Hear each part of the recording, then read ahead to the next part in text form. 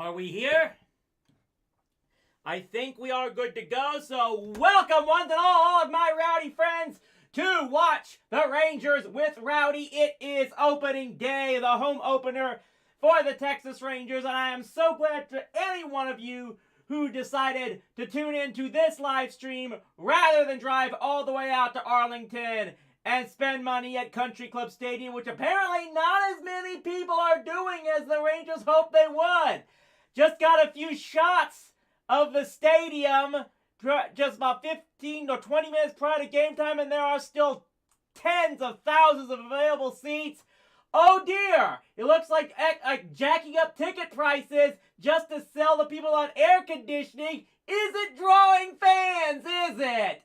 But I'm not supposed to be this jaded, this pessimistic, this sarcastic about this, because this is supposed to be opening day. This is the day when everyone starts fresh, everyone starts 0-0. Although the Rangers aren't 0-0, they're 1-2, because they actually started the season this past weekend in Toronto and ended up dropping their first two games of the season before they were able to salvage a 12-6 victory in Toronto against the Blue Jays yesterday afternoon. And now they are back here against the Colorado Rockies to open up, who had one of the best tweets in probably the history of Twitter. I think it was last year, and they sadly deleted it. And I wish they hadn't. When they basically said they were looking forward to helping open up the Rangers' new stadium, and they showed a picture of an actual barn with the Rangers logo on it, which was just perfect in my estimation. But let's get this thing going anywhere. I mean, okay, so we're looking live, and oh, look at that! They've actually got the damn roof open for the one and only time this season. Am I supposed to be impressed? You want a cookie? Yeah, I'm off to a good start already. But like I said, we are looking at opening day. It will be Taylor Hearn on the mound for the Rangers. And oh god, I screwed this up. I am getting this all messed up here. This Austin Gomber, I believe, is on the hill for Colorado, and I filled his name out in the wrong location.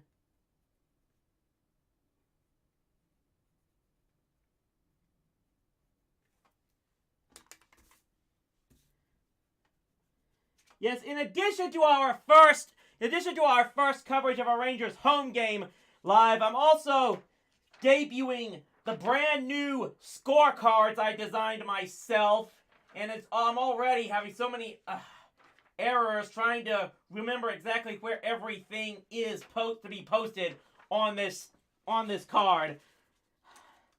Hopefully my old sports journalism will come back as the games go on.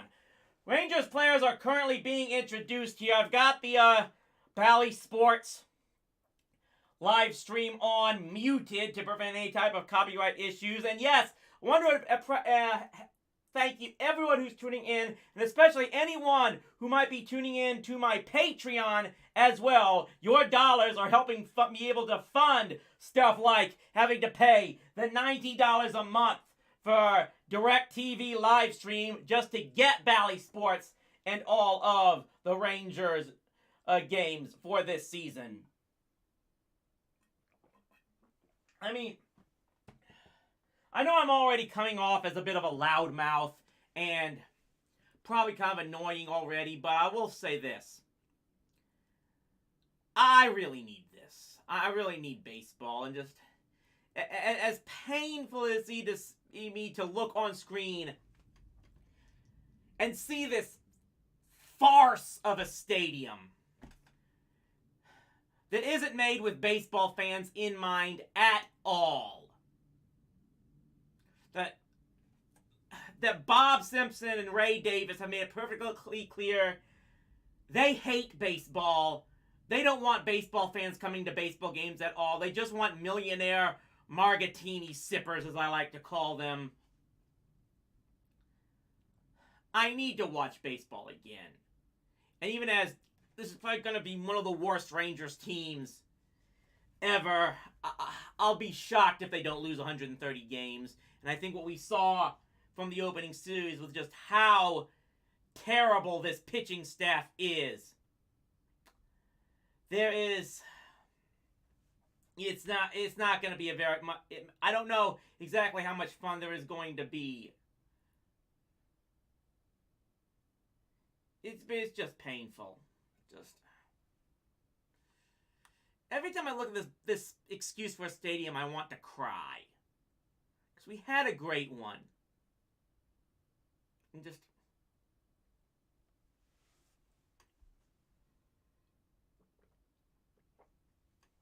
like I said, Rangers players are being introduced. I may take a brief break and come back.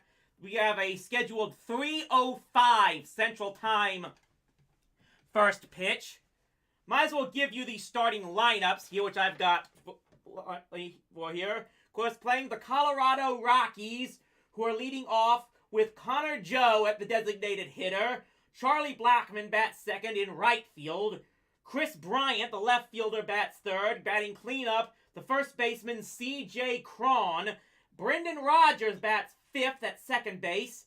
Batting sixth is the third baseman Ryan McMahon, followed by the center fielder Randall Grichuk. Batting eighth, Elias Diaz behind the plate at catcher.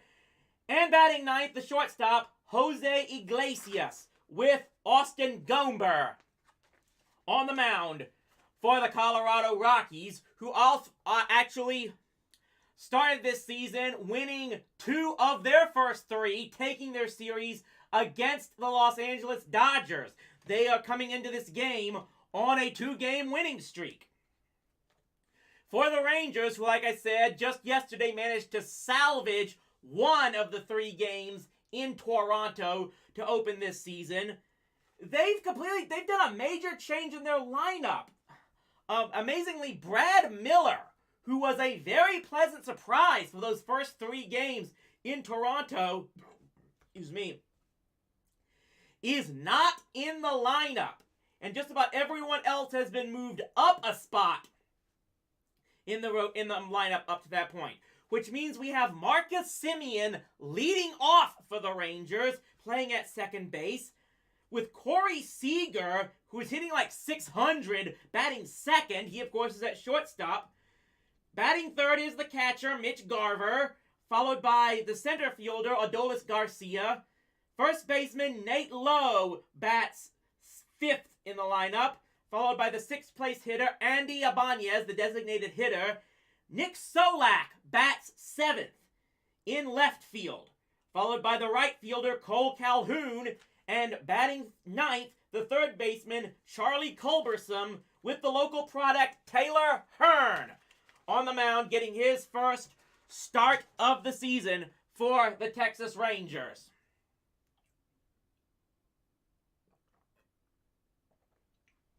Okay. Still getting this set going as much as possible. Just hoping the backdrop looks good enough. Hoping to get some, maybe I'll move that table over here. Like I said, we're about 10 minutes away from the first pitch, and I'm actually going to go and make a change here. Give me one moment.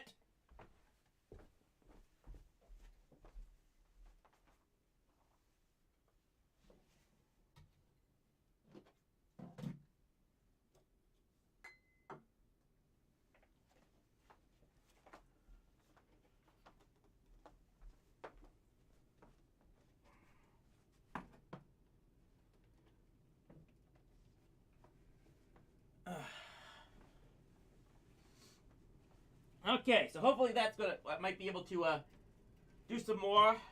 I may be, of course, introducing going in and out to get some food and other enjoyments for this game.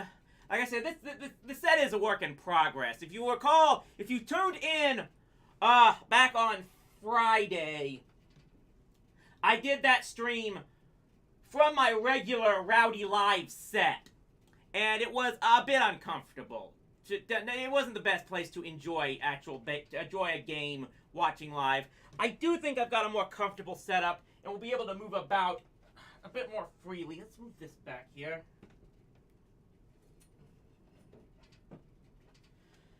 But thank you to everybody who is tuning in so far. We're about a little less than 10 minutes before the action really gets started.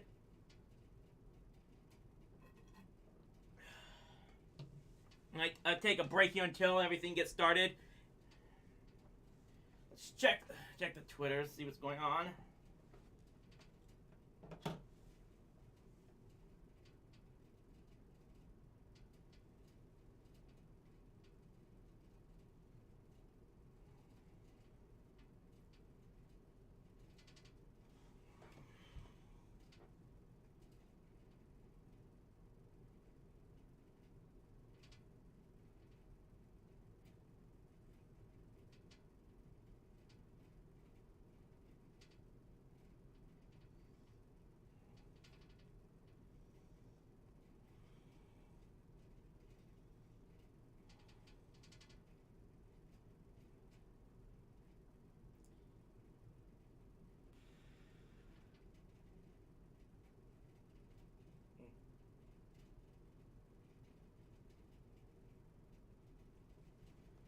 But, okay, well, we're about almost getting ready to go.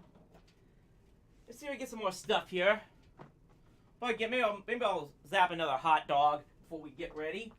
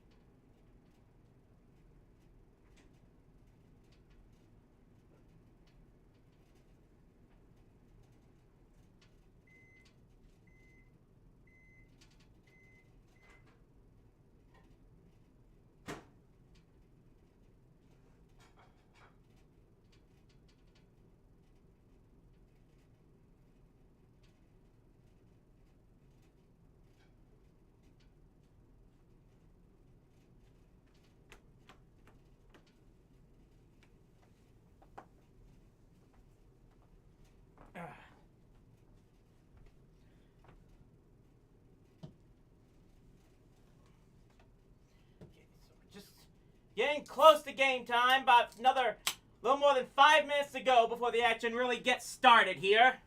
Thanks to everybody who is tuning in for this opening day live stream of Watch the Rangers with Rowdy.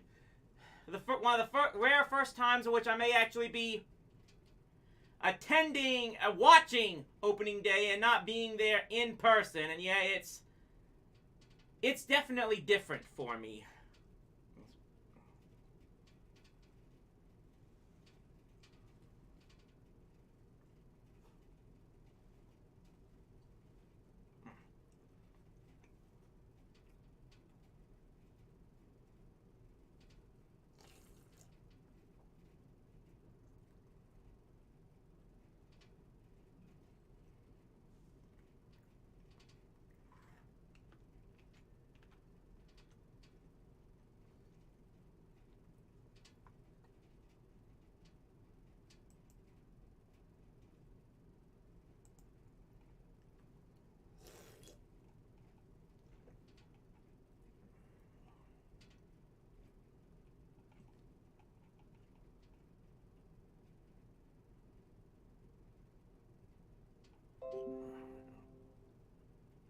Yeah, I've seen them. Mac Ingles, greatest Ranger squad of all time. I may take a look at that earlier. In fact, maybe I'll bring it up. Hold on.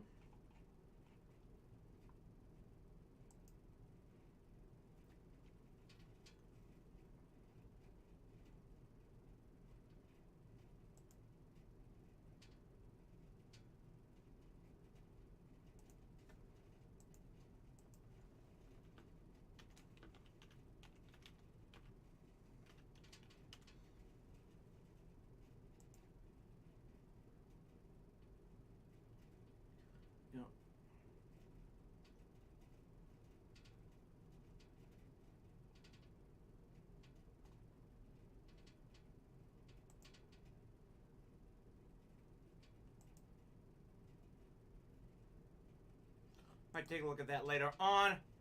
Okay.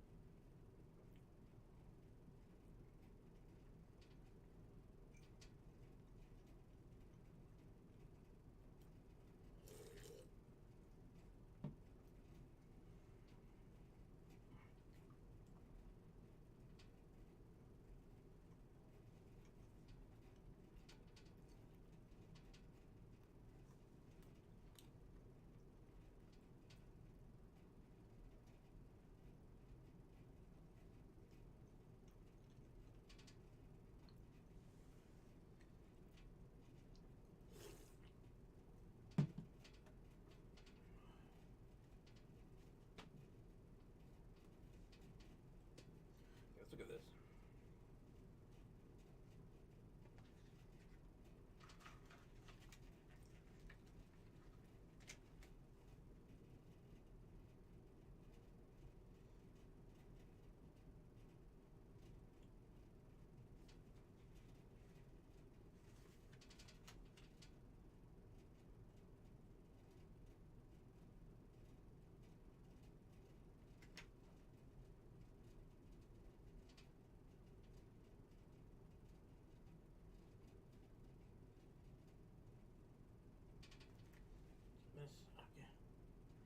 Okay.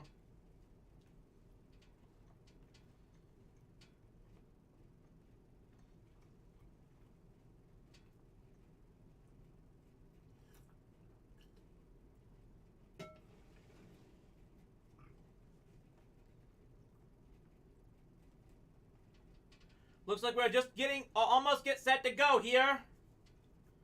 Welcome everyone again to Watch the Rangers with Rowdy. It is opening day for the Texas Rangers.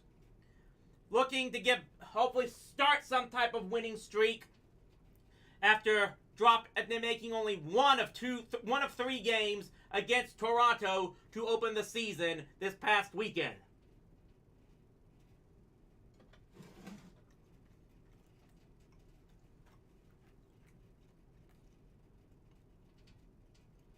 And yes, you can see here, yeah, if you don't want to listen to Dave Raymond and CJ Nitkowski, I'm right here for you guys. You can either mute that and and put my live stream up as well, as it will be Taylor Hearn on the mound for the Rangers to start this opening day. He makes his first start of the year after he went 6-6 with a 4.66 ERA. He ended up starting 11 games, mostly after being converted to a starter after the All-Star break. And I don't have his, sadly do not have his starter's ERA up in front of me at this exact time, but he did go on to throw 104 innings and giving up 54 earned runs on 96 hits. And the Rangers are definitely hoping that this could be a guy. It looks like he is the youngest starting pitcher for a home opener since Tanner Scheppers in 2014, is being told by Emily Jones on the Rangers broadcast. I wonder if they may be pushing the start, this first pitch, all the way down to 3:10, as it looks like the Rangers still have not taken the field, as it is 3:06 p.m. Central Time right now.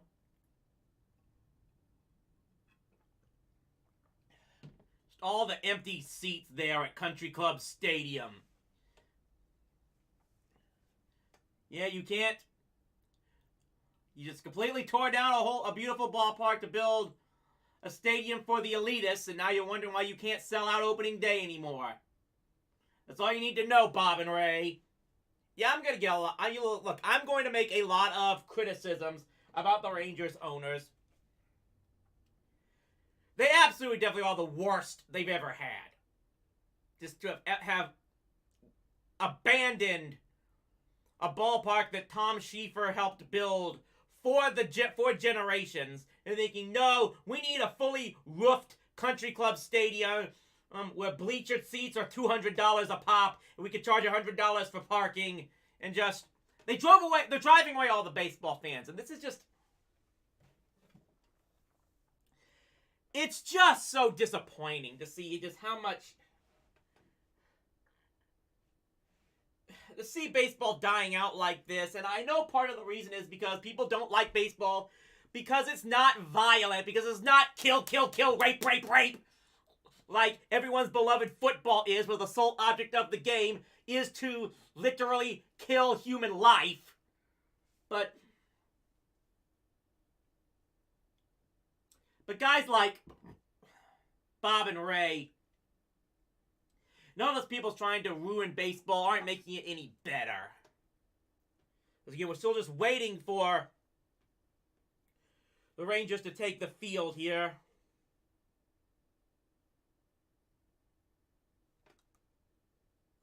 It looks like they finally have.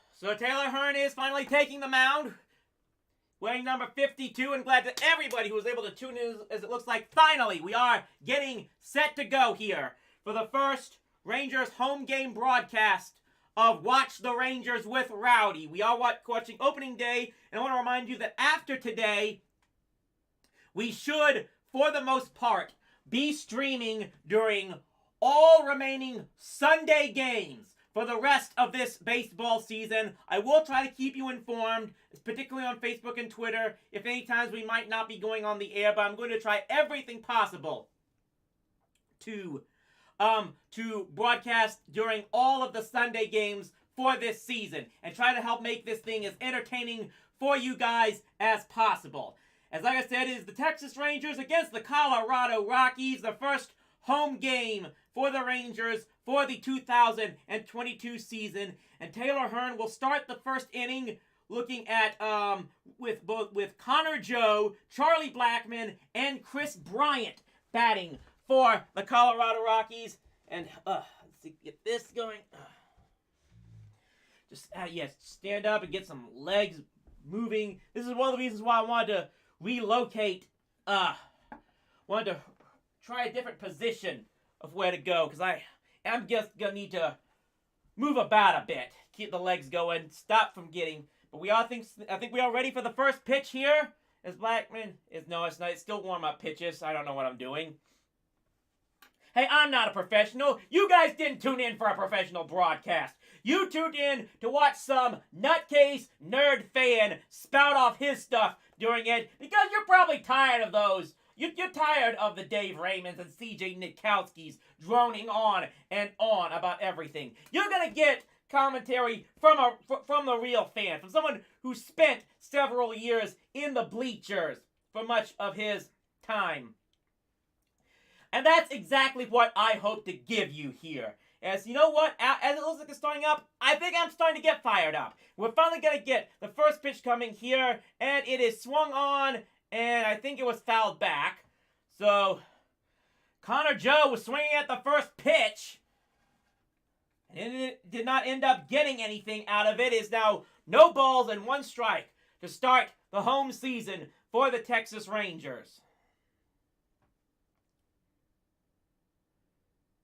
He wind up and delivers here, and that punch is, it's definitely upstairs. Evens the count at 1 ball and 1 strike. Glad you're all tuning in for this. Trying to get, hoping for the best here for this Ranger season. The next pitch, checked his swing, but it was still up and in there. Just manages to graze the outside corner for strike 2. Hearn has Connor Joe ahead in the count. 1 ball and 2 strikes. See that 42 etched behind the plate. Obviously that's for Jackie Robinson. Another pitch is fouled back towards the screen. And those seats behind home plate are submerged as well. You have to realize, you have to be here, you have to understand, like, I have been in this stadium before, and I'll talk about it a bit later, as we get set for another 1-2 pitch coming here from Hurd to Connor Joe. And it looks like he just fouled that one off as well. But like I said, this stadium is a hole in the ground. I can tell you right that much. It is, look, I know everyone builds a stadium with a submerged field. But they took it to an extreme level with this stadium, as I'll explain in just a bit. Another 1-2 pitch is set to come here to Connor Joe, and it just got away from him. Almost hit Joe, but it just is way outside and goes all the way to the backstop for ball 2. The few times I have entered this stadium so far, I can tell you this. The moment you walk in the doors, you're in the upper deck. Everything else is been dug down below, including the second deck levels. So we got a 2-2 pitch coming here. And I think no, just got a piece of it as well. God. Well, Connor Joe so far is being exactly the type of leadoff hitter that the late great Tommy Lasorda said a leadoff hitter should be. And that's a pest. Like, Hearn has just not been able to put this guy away as he just keeps fouling off pitch after pitch. Got another 2-2 pitch delivery coming here. And it's chopped up the middle. It's stopped by the second baseman. Fires to first, and they got him! No, he didn't get him! They say he took his foot off the bag! Damn it! Great play by Marcus Semien there to keep it from going into center field, but the throw looked like it made it in time, but the first place umpire basically said, let's look at this replay again. I think he said that it took Lowe's foot off the bag. I don't know about that. What the hell?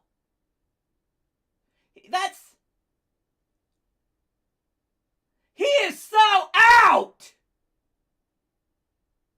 That's a Don Denkinger level of out! And they're not gonna challenge it? Oh, this is great bullcrap to start. So now here's Blackman. And after Hearn was Connor Joe was gifted on, and now the pitch gets away. And it looks like the good news is Connor Joe won't be moving up. I gotta write this.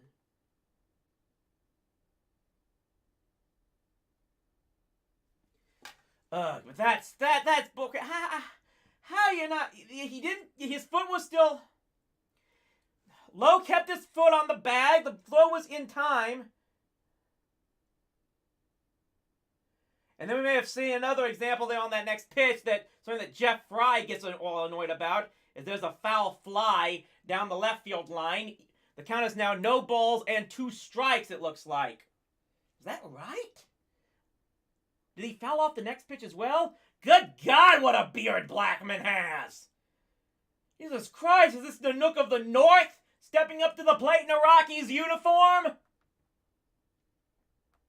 Looks like we've got a no ball and 2 strike count here coming here to Blackman, though.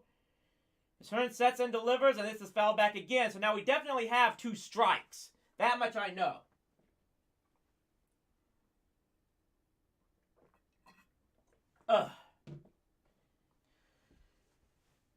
So it's 1 on and nobody out to start the season after Connor Joe was gifted an infield hit by the first base umpire on just an absolutely terrible call. One of the worst I've seen. Great way, great omen to start the season, I suppose.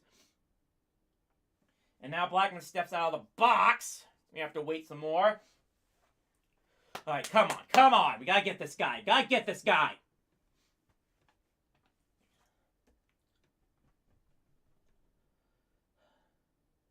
Delivery coming here. No balls, 2 strikes. And, oh, come on! What is this umpire doing?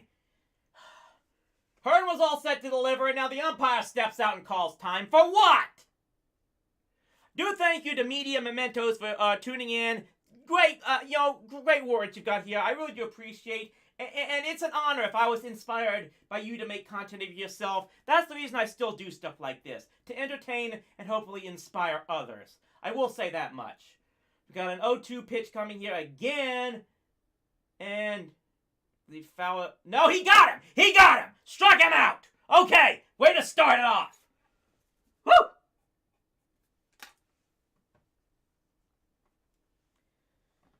So after the infield hit, we get a strikeout of Charlie Blackmon for the first out. Got him on the high heater. Blackmon just could not catch up to it.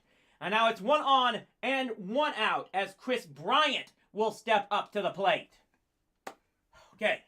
Okay. Bryant batting from the right-handed side. It hits a shot into left field, and that is going to fall in up against the wall in left field for a hit. They try to throw it around as they round third. Here's the throw home, and did they get him? They got him! They got him! Out at the plate! Out at the plate! Yes! Woo! Woo! Great relay throw from left field to the shortstop to the plate. And they're able to gun down Connor Joe at home plate on a double from Chris Bryant. Whew! Look at that. That's Nick Solak in left field. Blows the relay throw. It's Corey Seager who gets the relay throw. Fires it. And Connor Joe was running way too outside the line and tried to avoid. If he did get him on the bat, he may have just got him on the back. And even if he didn't, I'm saying that's a makeup call. There's a throw way high and tight to C.J. Cron, who bats with a runner on at second base.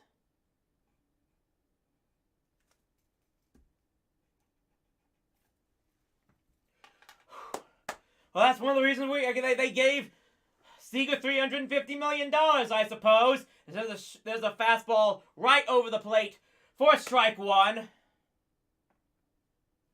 It's not 0-2. Okay, whoever's running the pitch counter on the broadcast is absolutely terrible. I know it's got to be 1 ball and 1 strike. This guy is terrible on the Bally Sports broadcast. I know it's 1 ball and 1 strike. Now it should be 1 ball and 2 strikes. They definitely have 2 strikes now on C.J. Cron, who bats with Chris Bryant on at second base, who doubled into left field, only to have Connor Joe thrown out at the plate. Great makeup for allowing the infield hit by the first base umpire. The Rangers unscathed so far. And now they say Chris Bryant is at third base. He misses it low and inside on that pitch. That should be 2 balls and 2 strikes.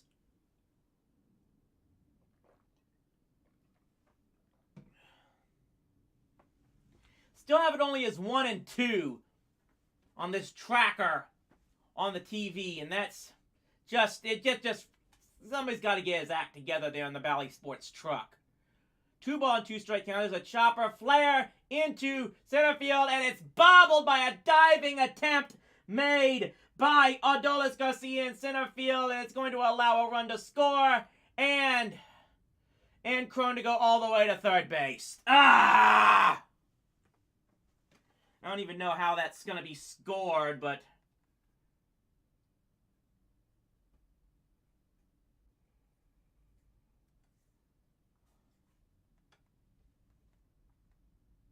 that's almost got to be a hit and an error.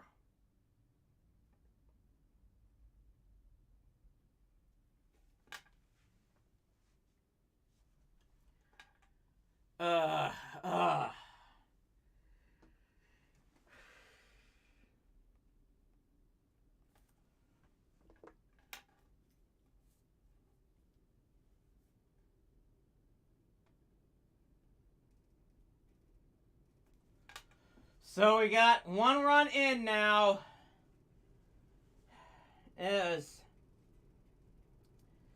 So far, Taylor Hearn's allowed 3 hits in this first inning.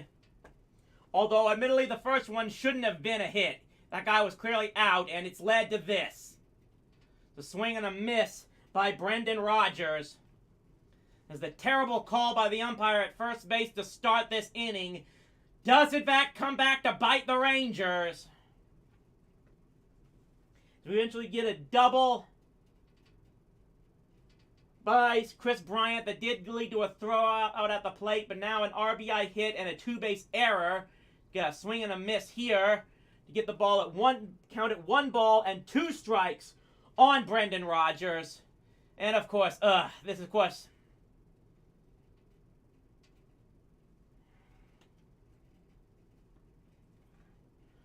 So Hearn just trying to get out of this with as much minimal damage as possible. He's got Rodgers, who's batting .091 so far on the year after going into 3 games. And there's a ball in the plate, in the dirt, for ball 2. C.J. Cron is on at third base. We had the RBI hit. And then took 2 bases on the bobble by Garcia in center field. 2 ball, 2 strike count coming here, and that misses way low. Rodgers was not biting on that one.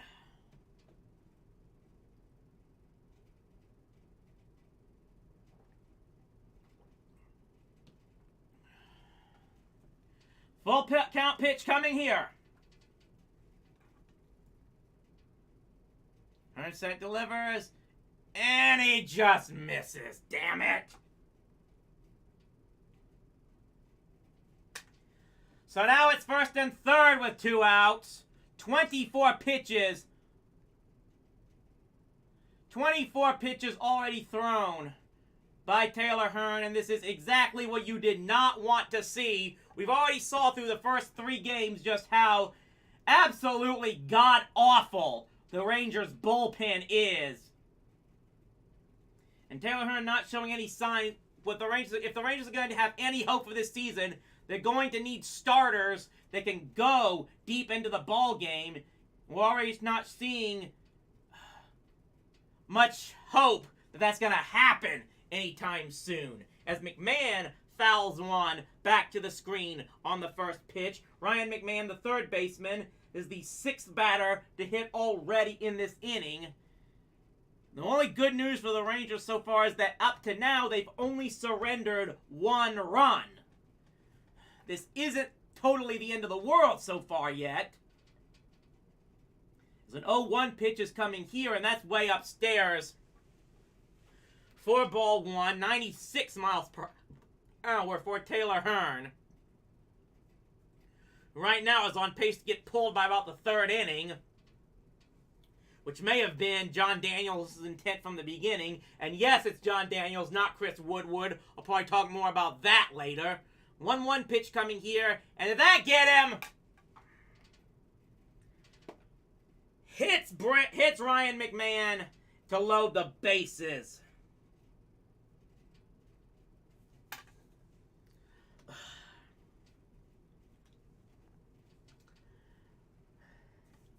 Well, this is about as good of a start as you could have expected, I suppose. Got him right on the elbow.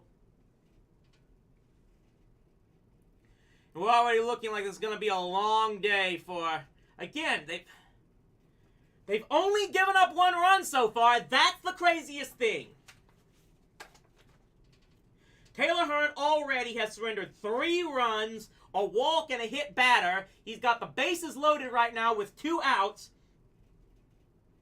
Only 1 run has scored so far. That was Kris Bryant, who doubled with 1 out and 1 on, only to see Connor Joe thrown out at the plate, but then he ended up scoring on the base hit from C.J. Cron. And Cron is now on at third base. I believe it's Brendan Rodgers at second, Ryan McMahon at first, and Randall Grichuk, I don't know how to pronounce the name. I'm an idiot. I don't know. Is going to step up and try to see how he could possibly get them out of this thing. There's a shot foul fly down the right field line.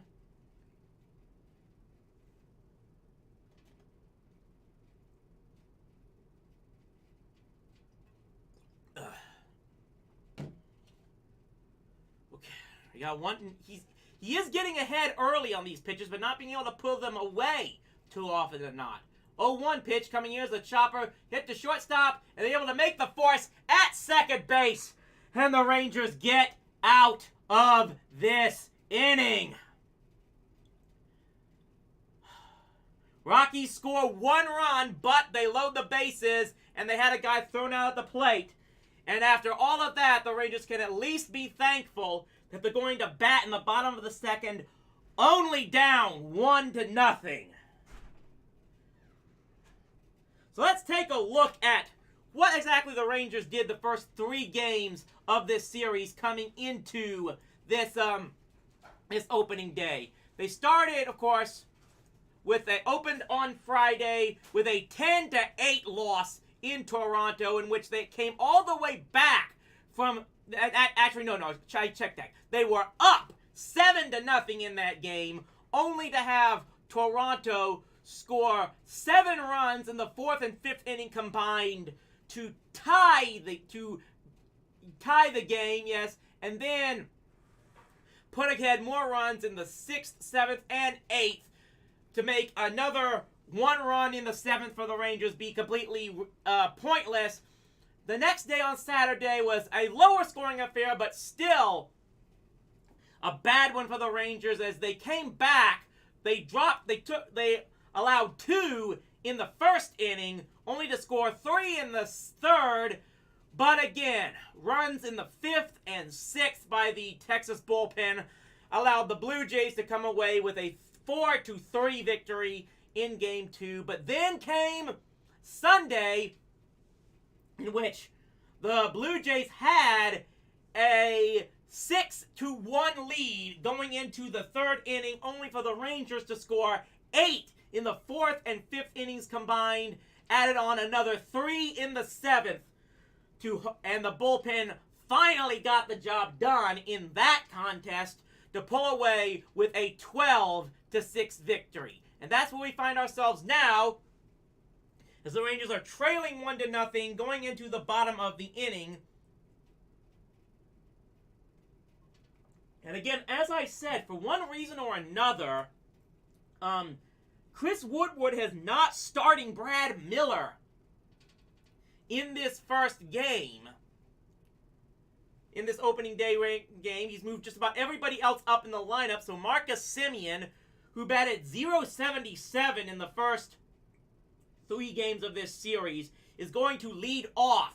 He'll be followed by Corey Seager and Mitch Garver. What's going on?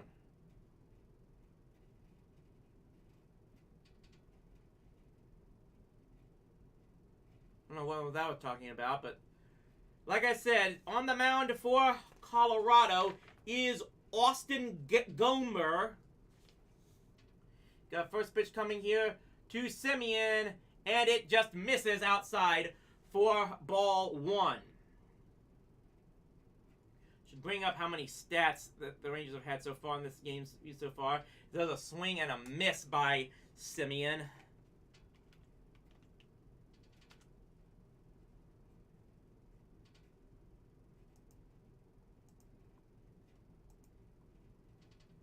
Got 2 rosin bags there. So he swings and flies this one. Pop fly down the first base line. It's going to be hauled in by the first baseman in foul territory for out number 1. So Marcus Semien still has not been able to find his stroke to start this series, start this season. Like I said, he batted .077 in the first 3 games against Toronto, and then he pops out foul to end the first for this first at bat of this season.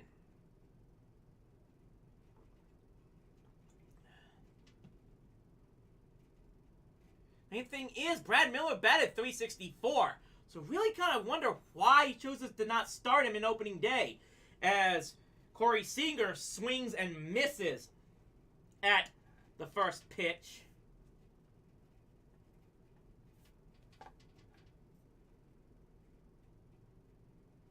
No balls and 2 strikes. Again, what is it with this counter? It's 1 ball and 2 strikes now. I don't know what's going on with this pitch counter. I'm almost certain it should be 2-1, not 1-2. I did not see that umpire make a sign. There's a foul fly, so it definitely has 2 strikes now. I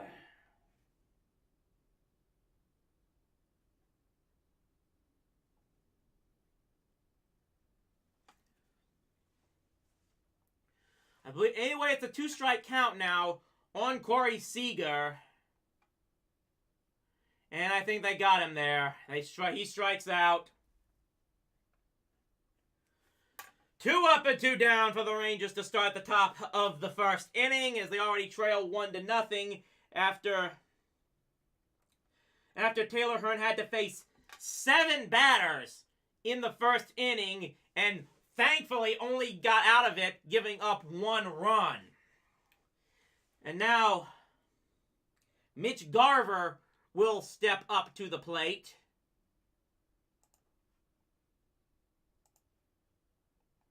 Garver himself drove in 2 runs and walked twice in the first series against Toronto.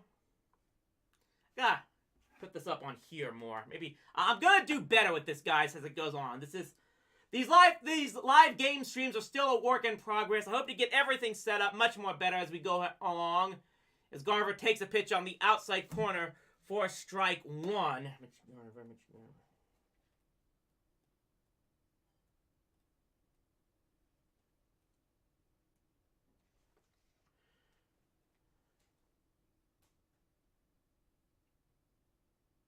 Swings and fouls that one back. Garver, last year for Minnesota, batted .256, hit 13 home runs and drove 34 in. That was in 68 games played. He's hoping to finally get some full playing time here with the Rangers. Got another 2-strike pitch coming here, and that bounces in the dirt. I have no damn clue how many balls that is, because whoever's working the ball and strike counter on the tracker for Bally Sports Southwest is a goddamn idiot and has been messing it up all day so far, and we're not even out of the first inning. So I'm going to have to do a better job monitoring it myself, I suppose. He fouls that one back, looks like.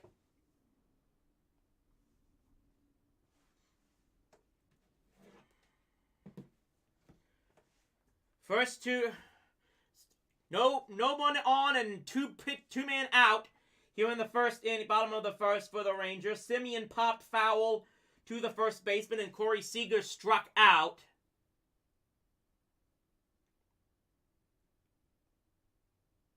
Another 2-strike pitch coming here, and that one's fouled back as well. So Garver is battling in this one. He's batting .222 so far through 3 games.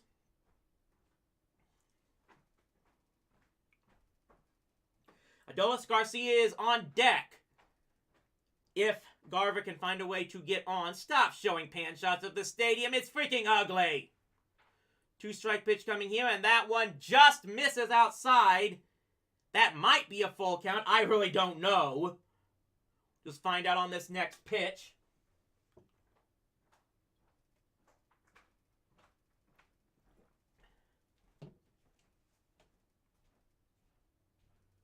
Coming here, and there's a line shot into left field base hit. Okay, so Garver with 2 outs gets on with a single, and the Rangers still have this first inning alive. Woo! So that puts Garver on at first base, and now Adolis Garcia will get to bat in hopes of keeping this inning alive, and as was just a great hit right in between the shortstop and the third baseman. No one was going to catch that line shot. Just absolutely great hitting there by Adolis Garcia. No, by Mitch Garver. Garcia is the one who is now stepping up into the plate, batting from the right-hand side.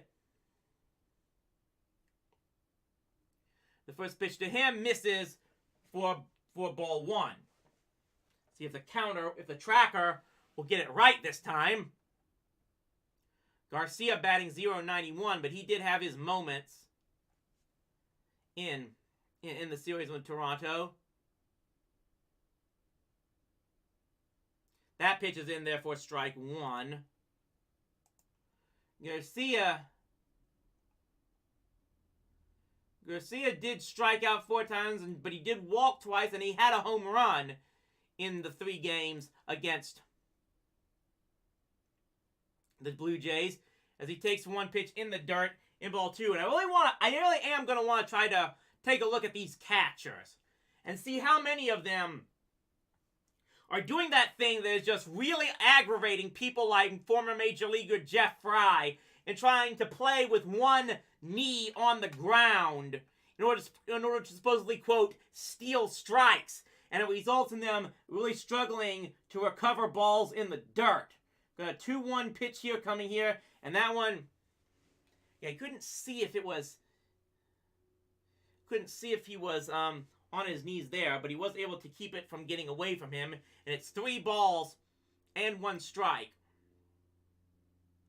Adolis Garcia supposedly already has the 2nd most home runs all time at Country Club Stadium, which has never been as full as that graphic tries to show. The 3-1 pitch is way up and outside. That is ball 4.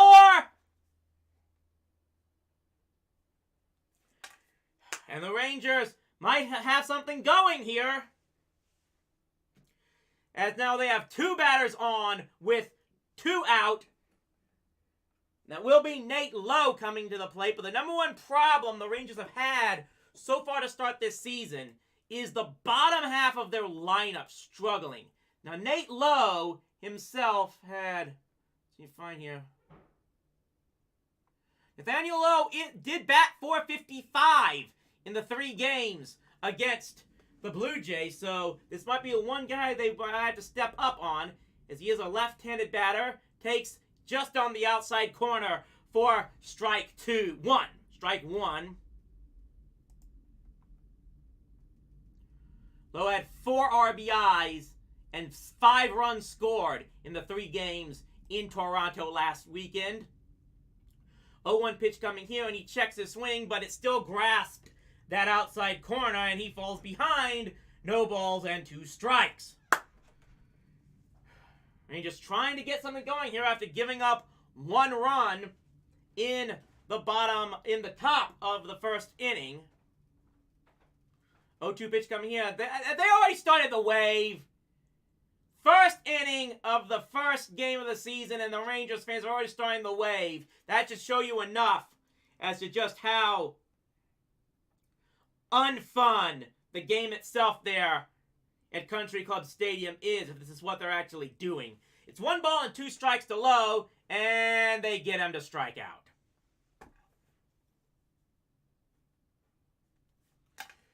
The Rangers strand 2 runners and get no runs. They strike out twice, and after 1 inning, it is 1-0 Colorado over the Rangers.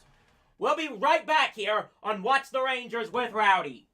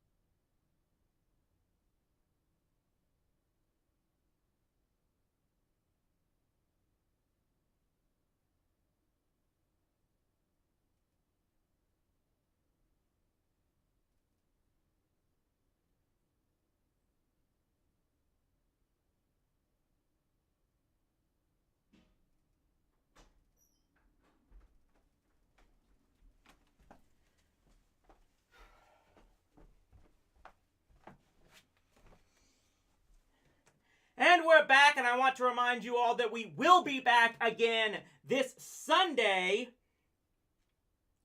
as the Rangers will take on the Los Angeles Angels of Anaheim, Southern California, Orange County. That will be a 1:30 start time, Central Time Zone for you. Hope you could all tune in for that one as well, as we will be looking to attend as many home games, as many Sunday games as possible here for the 2022 season. Yeah, see that? Okay, there we go. Oh, gee, look. They had 11 games. They only opened the roof 11 times last season. And guess what? The Rangers offense was better with the roof open. If I don't know a signal to say just leave that thing open and make it be an outdoor stadium, I don't know if there's a better way to do that. Yeah, I know it's all about pitching, but you should be able to pitch in whatever the conditions are. So Taylor Hearn is back on the mound. He's going to deliver a pitch to Elias Diaz, and that one just misses for ball one. And there were so many times last year where that roof could have been open, and they didn't do it. Swings the fly ball into left center field, and that one is just going to hit the wall, and it's going to be at least a leadoff double for Elias Diaz.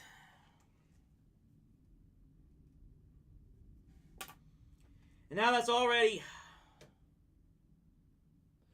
4 hits allowed by Taylor Hearn to start this game. I'll keep saying it. The first one was an infield hit that should not have been an infield hit because Connor Joe did not beat the throw to first base.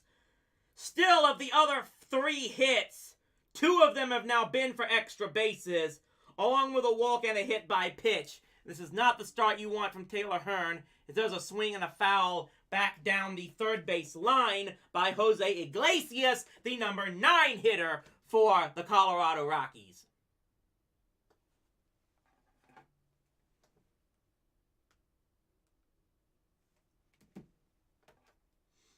Like I said, I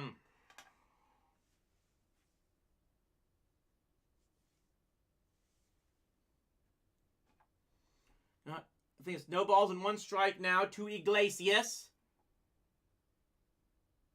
Swings and misses on a big breaking curveball there. Iglesias batted .167 for the first 3-game series that the Rockies opened at home against the Los Angeles Dodgers. Hearn already at 33 pitches. 0-2 delivery coming here, and he just fouled it off. Elias Diaz led off this inning with a double.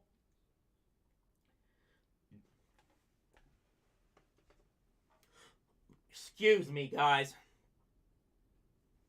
I'm getting more refreshment after this is over. And there's a rocket shot. Speared by the third baseman. He gets the throw. And no, that one does not beat it either. He had no chance of making a play at third base. That's Charlie Culberson getting his first start of the year at third base. It was a nice play to keep it from going into left field, but he just could not beat the throw. He had to spin around to throw it, and that almost certainly cost him. That one, the runner did beat the throw. I'm not going to argue that play. So it's now 5 hits allowed by Taylor Hearn. 2 infields, 2 doubles among all of that. And the last infield hit, the guy who got an infield hit, Connor Joe, is now stepping up to the plate. And here we go with the throws to first base. Rangers will have Andy Ibanez, Nick Solak, and Cole Calhoun batting in the bottom of the second inning. So right now, Hearn is in a jam with runners at first and third and nobody out still. First pitch, I believe that just missed inside to Connor Joe, who again had the infield hit to lead off this game in which he was clearly out, only to get thrown out at the plate on the double by Chris Bryant. Things were looking up at that point. 1-0 pitch is swung on and fouled back, it looks like, all the way back to the screen.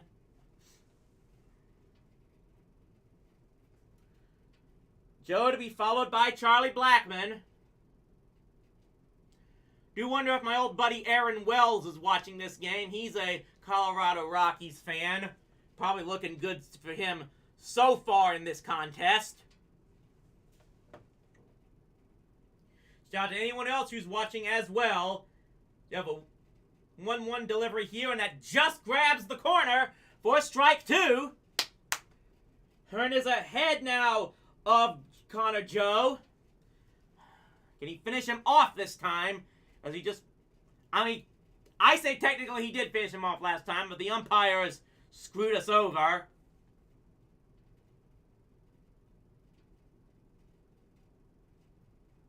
There's another throw. I'm just hoping that Hearn's only doing that to try and get Connor Joe anxious. It's one good strategy.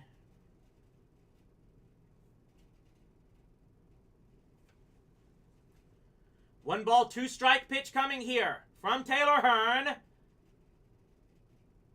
And did he get him? I think he got him. Woo! So he gets Connor Joe to strike out for the first out. A much needed out. Exactly what Taylor Hearn needed in that situation with first and third and nobody out. And now up steps Charlie Blackmon, who also struck out in the first inning. The first of now two strikeouts for Taylor Hearn.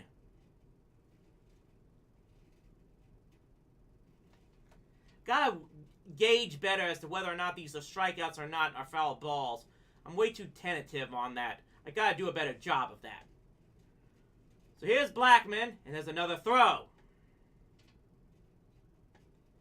Really doesn't look like Jose Iglesias is trying to...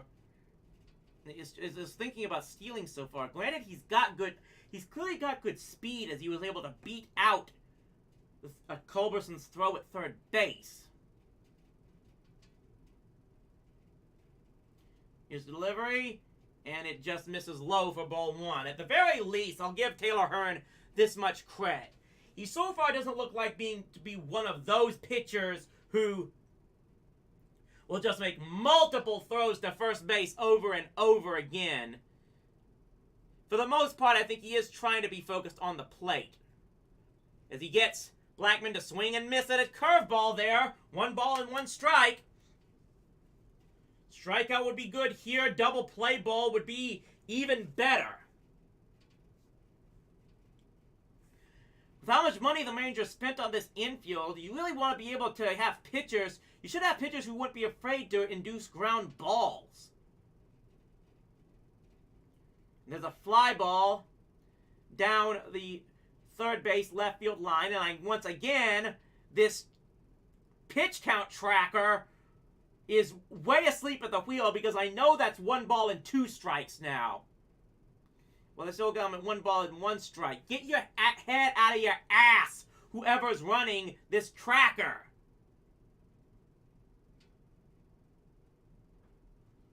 So 1 ball, 2 strike pitch coming here. And I think they got him! Yes! Yes, see, you had the count wrong on there, Bally Sports. That was 1 ball and 2 strikes, and he got Blackmon to swing and a miss, and that's 2 up, down.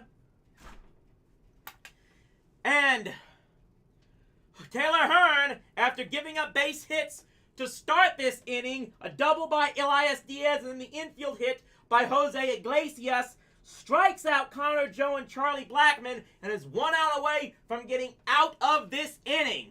The batter will be Chris Bryant, who doubled and scored in the first inning, and he takes it just on the outside corner for strike 1. Hearn may finally be able to get his confidence and his groove back here. He's at 44 pitches.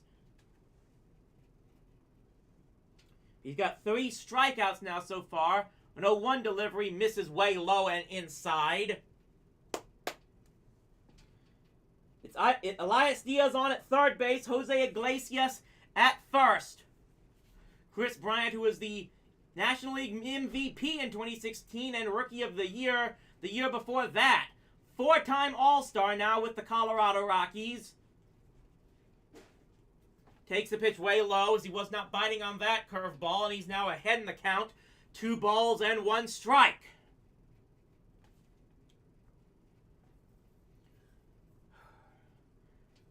Hearn's really got to be counting his lucky star so far that he's still only down 1-0, and will be that if he can get Bryant here.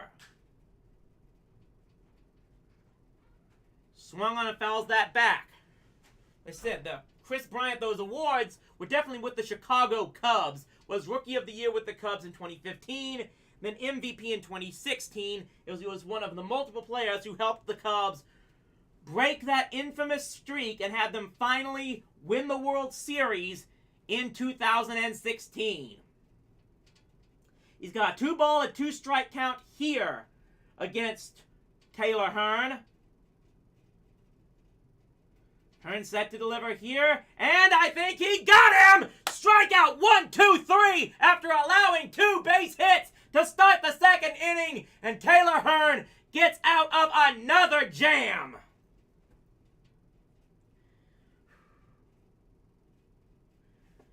Taylor Hearn has allowed 5 hits so far in 2 innings, and yet is still only trailing the Colorado Rockies and with the Rangers 1-0 as we head to the bottom of the second. We'll be right back here on Watch the Rangers with Rowdy.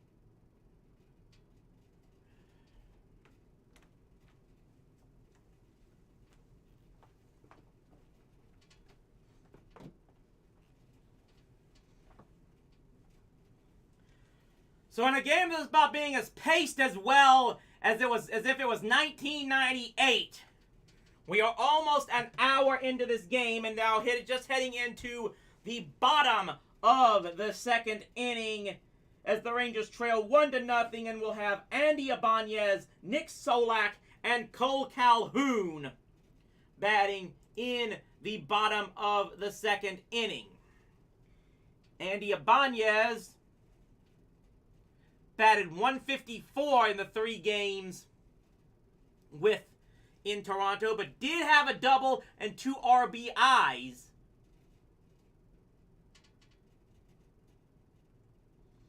Biggest concern for the Rangers, as probably is the case with many Major League hitters, is the strikeouts. They had at least 3 players who struck out at least 3 times in those 3 games. It's a 1-ball and 1-strike count now here to Ibanez, who batted 154 so far. And he hits a pop fly here into right field, and it's going to be easily hauled in by Blackman. Yeah, you could tell it's Blackman because good freaking night, that beard. Is he planning on retiring and going into the mountains someday?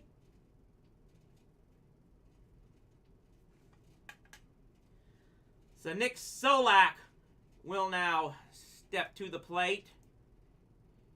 Solak did bat .667. Went 2 for 3 on Sunday, I believe it was, and scored 4 runs. So he steps here into the plate, takes strike 1.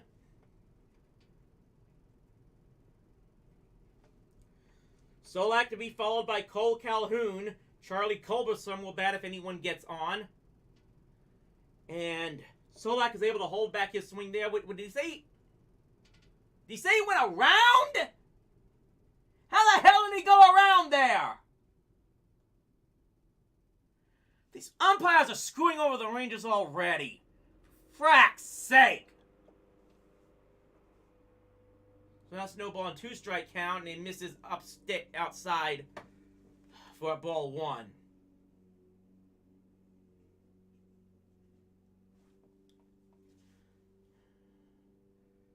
Solak plays the way he does, he probably should be getting more playing time one way or the other. Biggest problem from him. He takes a high curveball. How is that a strike? That pitch was way up almost at his neck! Give me a goddamn break! 3 strikeouts now for Austin. I don't know about that one. A knuckle curve. Yeah, you gotta be kidding me. That thing, I don't know. I was saying, the difficult thing about Nick Solak getting playing time here is he was brought up as a second baseman, and now with all the money they threw in Marcus Semien, that position's no longer available. As Cole Calhoun takes one that just misses the outside corner for strike 1. Calhoun himself batted .200 in the 3 games in Toronto. He takes that pitch upstairs for ball 1.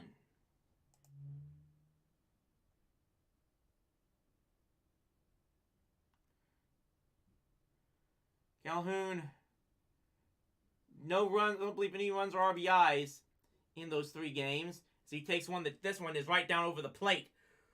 For strike 1, 2 balls and 1 strike. Gomer already at 35 pitches. Calhoun is still ahead in the count.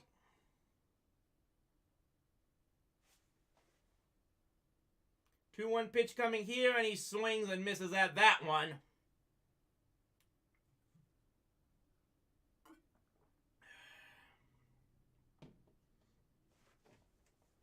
Three strikeouts along with a hit and a walk allowed so far by Austin Gomer. 2-2 pitch coming here, and that one misses way outside.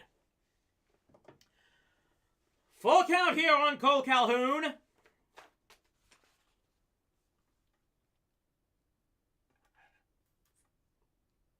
Yeah, I could do that. I could try that later on.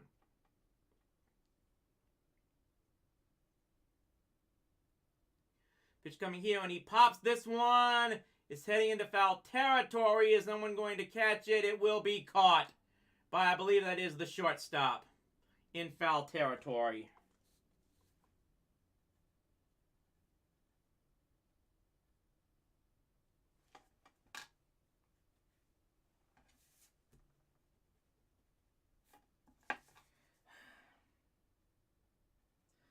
So the Rangers go down in order. So far they have only 1 hit through 2 innings, along with a walk and no runs scored. It's still 1-0. Let me get this right. This is 1, 2, 1,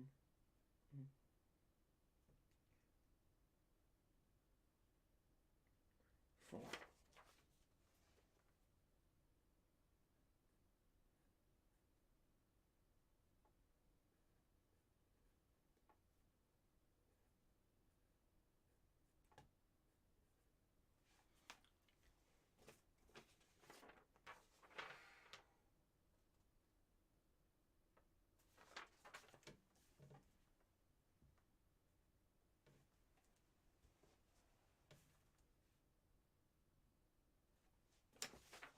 Right. 1, 2, 3. No, it's 3 hits. 3 hits. My apologies.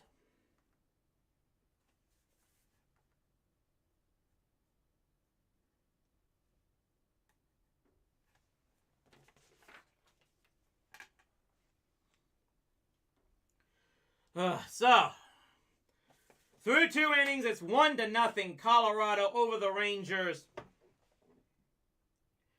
Just a bad first inning for Taylor Hearn. He gives up 1 run on 3 hits, a walk, and a hit batter. But is able to strand the bases loaded. Then in the second inning, he gave up hits to the first 2 batters, but then proceeded to strike out the side and get out of that inning. It's going to wait and see if he's going to get stronger as this day goes on. Also, you have to worry about if he's going to be how much longer John Daniels is going to allow going to allow Chris Woodward to leave his guy in as much as possible. Because let's be honest, it's the general manager calling the shots here on how long these pitchers can last. Daniels is one of those guys, Taylor Hearn could be pitching a perfect game and striking out every hitter he faces. And if John Daniels is saying he's coming out after 80 pitches, he's coming out. Because John Daniels doesn't give a shit about baseball. He doesn't know anything about baseball. Ray Davis and Bob Simpson don't know anything about baseball. They're just gonna do whatever, and I hate to say this term, the stat nerds say, and I say this as a geek myself, but there's a difference between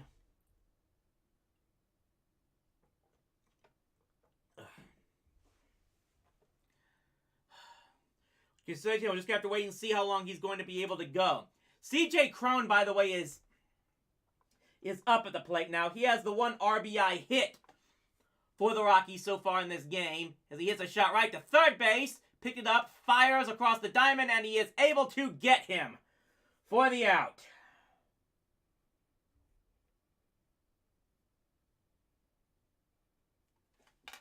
Ground out to third for CJ Cron, as Hearn is able to get him this time. He's actually,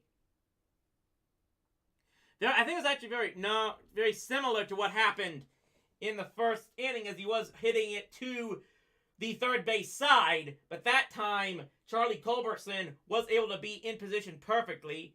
And I don't get this. They're just showing off and on. They keep going back. I think is Taylor Hearn's sister in the stands. And I don't really know about that. That's giving me some creepy vibes, like what Brent Musburger did with the girlfriend of that Alabama quarterback whose name escapes me. So Rogers is now up at the plate. He drew a walk his first time up. He's behind the count, 1 balls and 1 strike. And he swings and misses badly at that curveball. 84 miles per hour from Taylor Hearn. And Hearn is ahead now, no balls and 2 strikes. Again, you just gotta hope that he's getting his rhythm down, and hopefully that he's gonna be allowed to go as deep as possible. 0-2 pitch coming here. Tried the curveball. Again, actually that was a fastball that went low and inside. And Brendan Rodgers was not biting on that one. Glad every you all willing to tune in for this, for Watch the Rangers with Rowdy. We're watching the Rangers against the Colorado Rockies for Rangers home opening day. And he just fouls that one back. Rangers trailing 1-0. After an ugly inning from Taylor Hearn in the first inning that he was able to get out of with minimal damage. And has retired the last 4 batters he's faced so far. 1-2 pitch coming here, and that is way upstairs. Too far inside for Brendan Rodgers to even think about swinging at that. And that's going to even the count at 2 balls and 2 strikes. Okay, come on.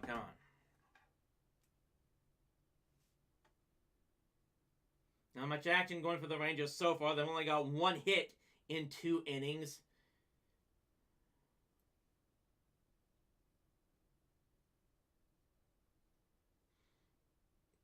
Pitch coming here, and he flyers this one into left field, and it's going to fall in, and it's bobbled again by Solak and left field.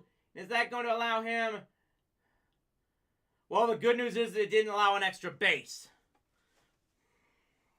But a hard hit ball to left field for a base hit, and Nick Solak almost bobbled the play there, but fortunately was able to recover, and Brendan Rodgers did not think about going to second base on that play. And I'm sure they're going to blame the shadows in left field there and make it another damn argument why they just need to have that roof closed all the time. 1 on and 1 out here, as there's a first pitch strike to Ryan McMahon, who was hit by a pitch on the elbow in the first inning. He steps on here with Brendan Rodgers on at first base, 1 out.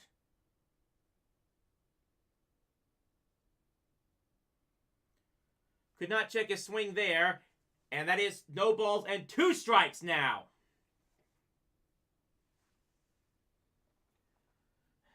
"61 pitches now for Taylor Hearn. And again, you have to wonder, especially because of the shortened spring training and everything, if he's going to be on a short leash on John Daniels' orders. 0-2 pitch here, misses low. Tried to get McMahon to chase, and McMahon wasn't biting.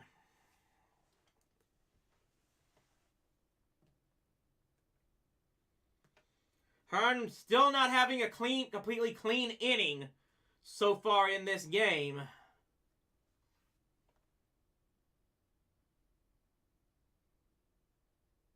One ball, 2 strike coming here. And he got him! Got him! Yes!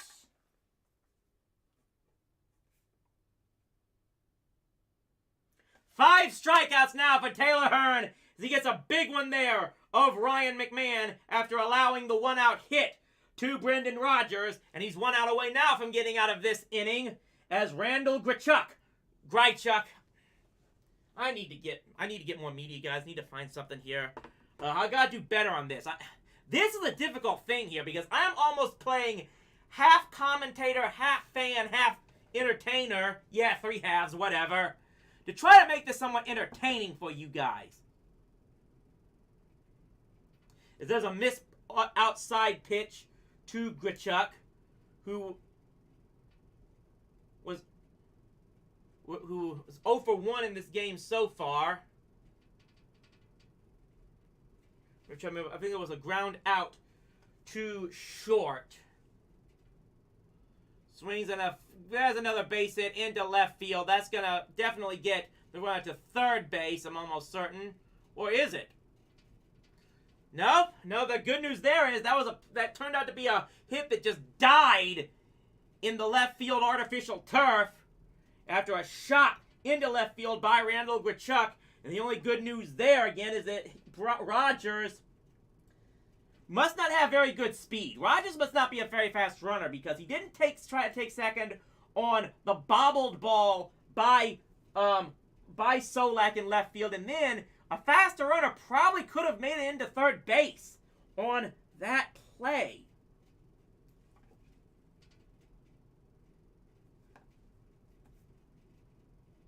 So here's now Diaz, who's 1 for 1. He swings and misses at that one.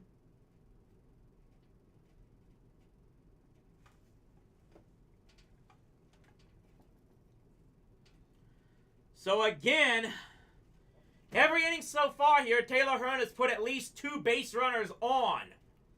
He's in a hole again with 2 first and second, 2 outs.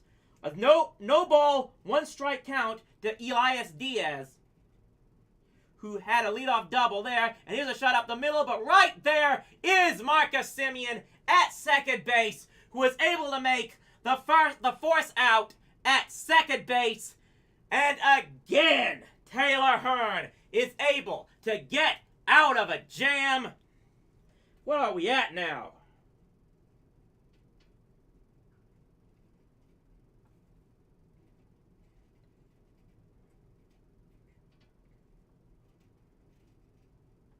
Seven hits allowed in 3 innings for Taylor Hearn.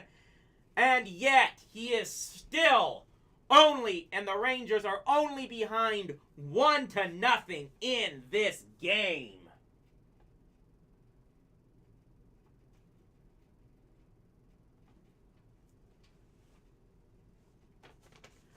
So let's take a look at what we call the lighter watch here. As we're going to be following, obviously very closely going to be following the path of Jack Leiter, who last Saturday made his professional debut starting for the Frisco Rough Riders in AA for the Rangers, and was not a bad game at all. Allowed 1 earned run on 1 hit, walked 2, struck out 7 in sadly only 3 innings of work as he was pulled after 60 pitches. And again, you just gotta hope that eventually the Rangers will start allowing these starters to throw more innings and go deeper into ball games, because that's the only way we're going to get any hope of success. Mind you that we will be back with another live stream this Sunday. Rangers against the Los Angeles Angels of Anaheim, Orange County, Southern California. Start time will be on the air by about 1:30 p.m. Central Time. Hope that everyone can tune in to watch that. As we go now to the bottom of the third inning. For the Rangers, Charlie Culberson will lead off the first inning for, I believe is his first at-bat of the season. And he flies this one into right field. It's in the corner. Two guys are calling off, but it is caught by Blackman in right field.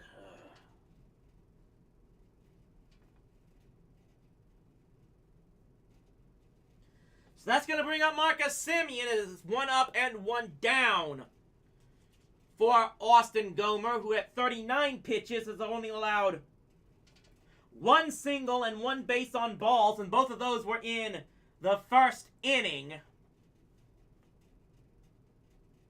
He's now retired the last 5 he's faced. This is on the first pitch to Marcus Semien. Just wish they'd stop showing this. Missed again. Ball is away in the dirt. 74-mile-per-hour curveball there. That no way Semien was going to chase that. Again, Semien's still trying to find his groove. He's 0 for 1 in this game. And there's a shot speared at first base, and he's going to make the jog to the bag easily, and it's 1 up and 1 down.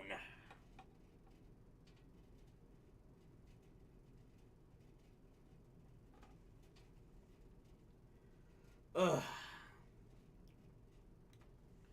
So 2 quick at-bats to start this. I think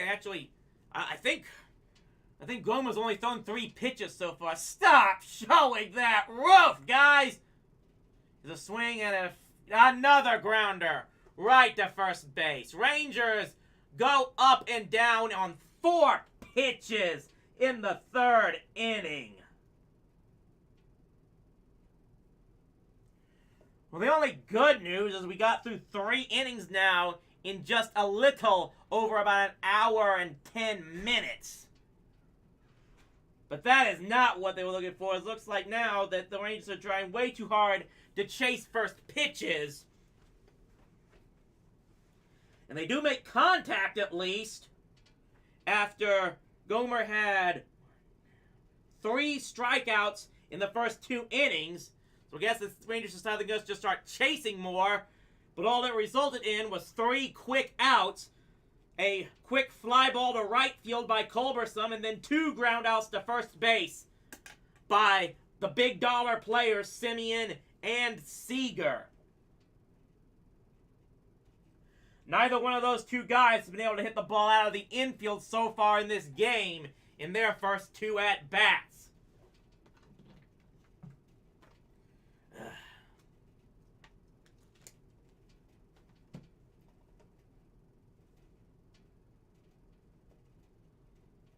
Oh, God, why'd you have to have a Chicken Express commercial? I don't need to get hungry like that. I can't leave this thing and just go off and get something. Maybe. I don't think I even have the time to order DoorDash for that. I need to do better. I've got to see if I can maybe put the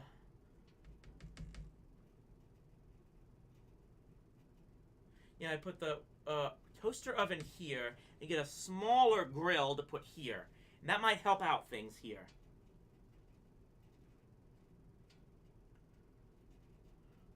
So already people just getting up and walking around that concourse there at Country Club Stadium, and that's not a good sign. That pretty much shows that the Rangers aren't giving them anything to actually cheer about. So many empty seats for opening day. Again, I laugh, but I have to wonder how many other places is that going to be a problem?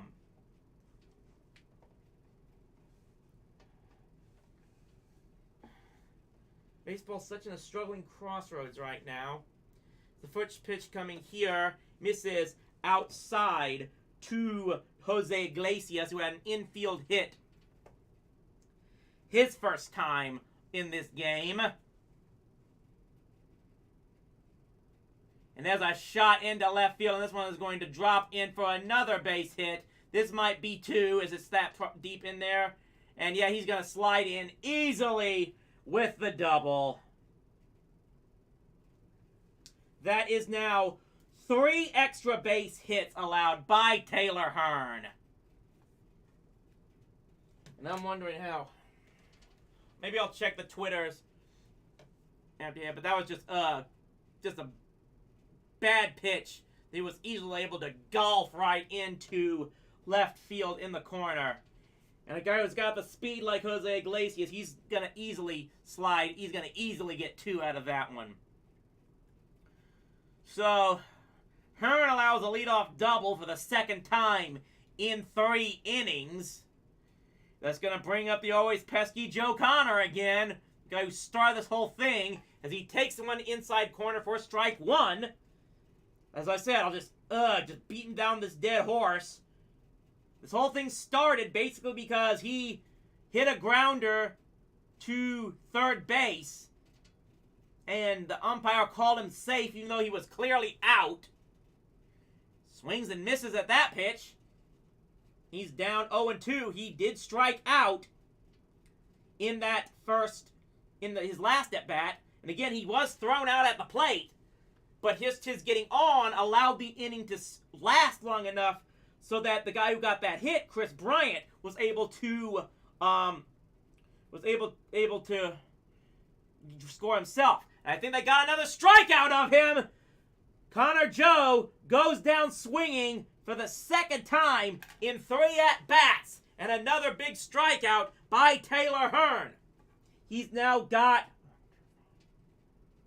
5 strikeouts in 4 innings. I'm really scared this might be his last inning. As much as he's struggled, he's gotten out of jams, and that's a good sign. But you just wonder just how many times you can play with fire before you get burned.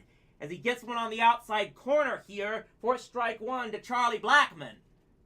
It's allowed 8 hits now, 1 walk, but has struck out 6. Product out of Royce City, Texas. So no 1 pitch coming here, and that's a foul back into the seats down the third base line. And yep, the action in the bullpen is already warming up. That's Dennis Santana warming up. Double check to see how badly he did in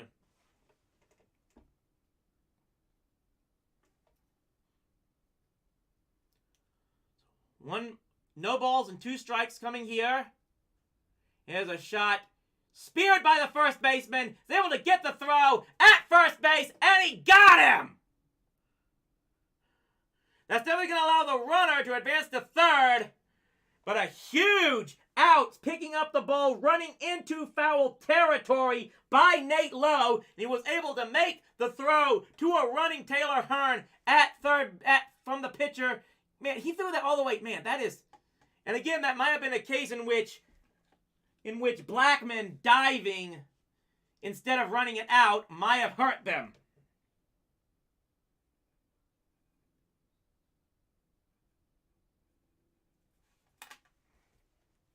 But that is 2 outs now. The Rockies do have a runner at third base. Check that. Runner at third base with the always dangerous Chris Bryant stepping to the plate. Bryant so far with the only run scored in this game after a double. Here's a chopper to third base. Gonna be a tough play. Fires to first. Did they get him? They got him! They got him! Hearn gets out of it again! Yes!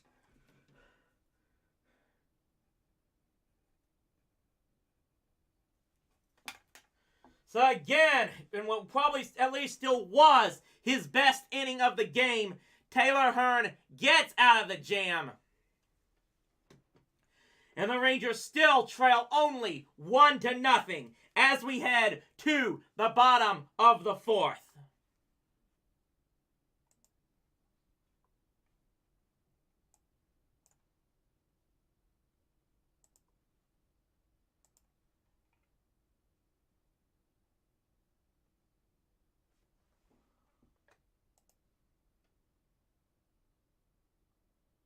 See here.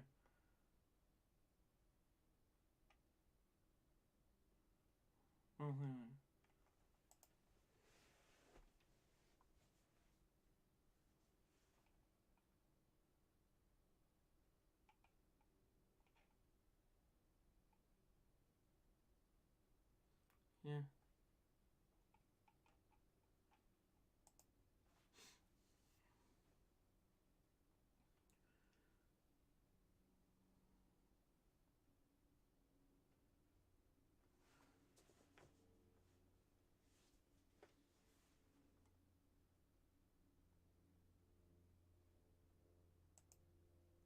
So we're going to see here if the Rangers can finally get something going offensively. It's Taylor Hearn and the Rangers defense, for what it's worth, have reduced. This game could be a lot uglier than it might look already. It's still only a 1-0 game as Taylor Hearn continues to just get jam after jam, and sadly I think that might be the last for him, as Dennis Santana was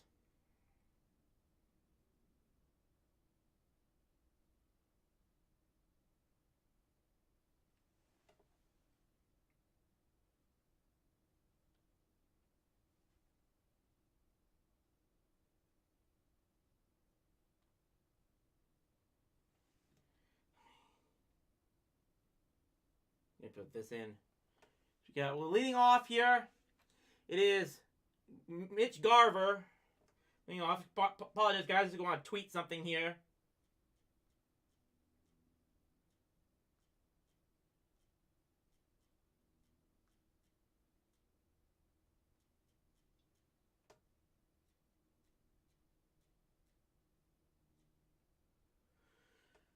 So it's now, I believe it's now 0 balls and 2 strikes now to Mitch Garver, who has the only hit for the Rangers in this game.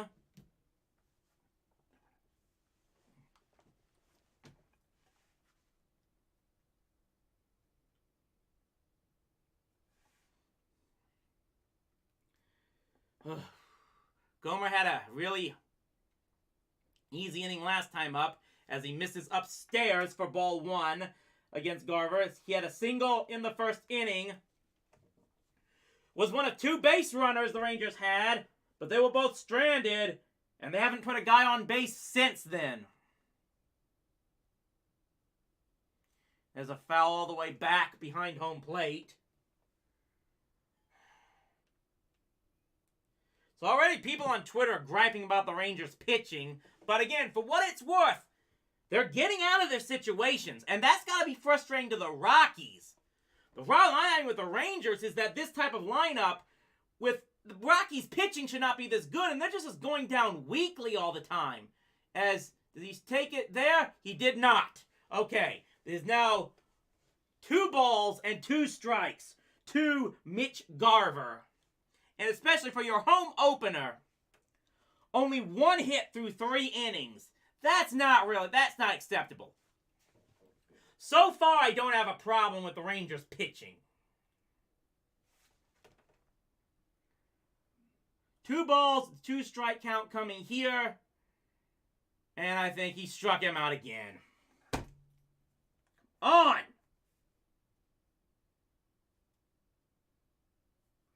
Four strikeouts now. Again, they've so far went into this game leading the league in runs scored. But they've only got 1 measly single so far in this game.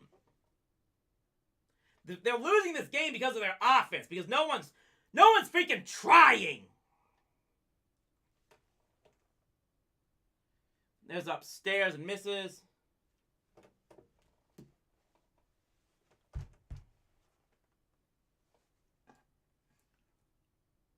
So we got a 1-0 pitch coming here upstairs again to Adolis Garcia. He walked his last time up.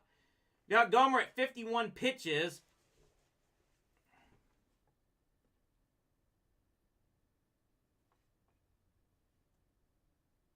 He misses low again.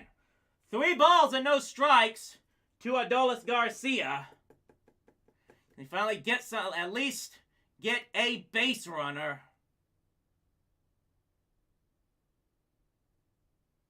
Nope, that was in there. Yep. Even I will admit that. That looked a bit high. That was on the high corner, but it definitely was a strike. So it's 3 balls and 1 strike now here to Adolis Garcia.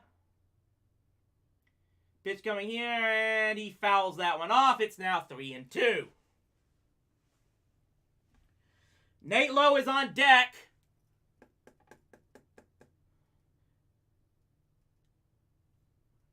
Coming up on 3-ball. Payoff pitch coming here to Garcia.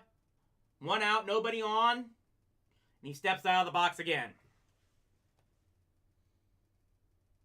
God, how much of a disgrace it is to have a casino ad in a baseball stadium. Payoff pitch coming here, and it just missed out inside. Garcia draws another walk. Can the Rangers get anything out of this? It's going to bring Nate Lowe, who was a strikeout victim from Gomer back in the first inning. It killed the rally in the first inning. And he was the first of 8 straight batters that Gomer had retired before giving that free pass to Garcia.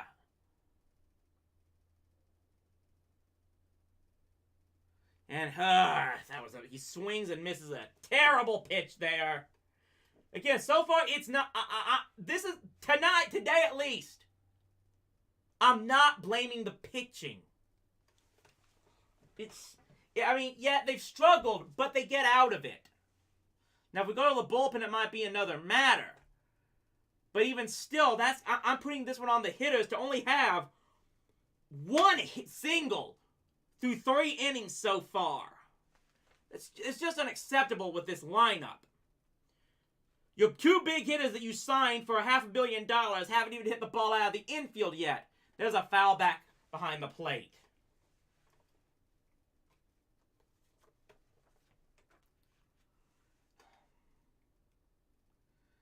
So, Nate Lowe is behind in the count, no balls and 2 strikes.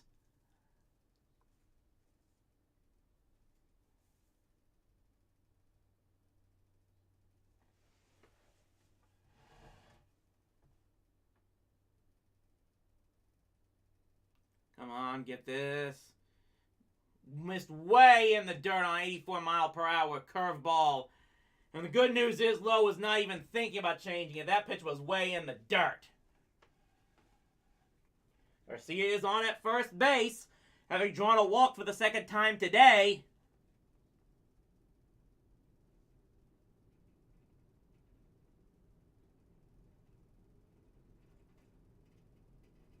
There's a throw to the plate, to first base again at least. Rangers might have to try something on the base paths to get anything going so far. Because so far they're not showing any signs of being actually able to hit the damn ball.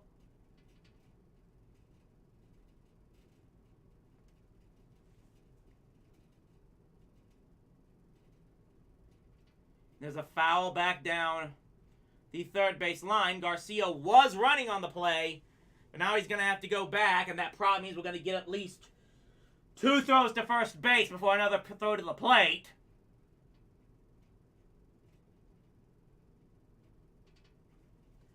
I want to be excited about this team, but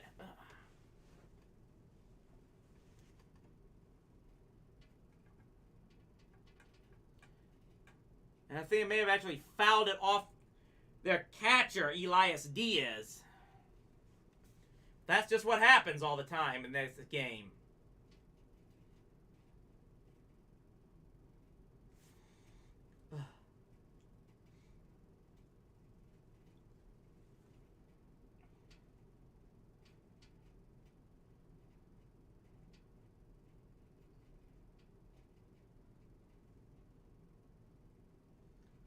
So 1 ball and 2 strikes coming finally here to Nate Lowe. He does go to the plate, and he misses way in the dirt again. Gomer is really going to that curveball a bit, and he's missing it way in the dirt. It's dropping way too soon for any of even these poor Rangers hitters to even think about swinging at it. That evens the count at 2 balls and 2 strikes.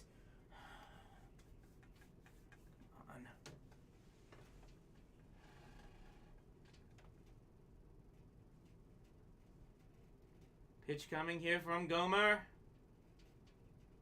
He chops this one foul down the first baseline. Again, we're just hoping for something to happen here.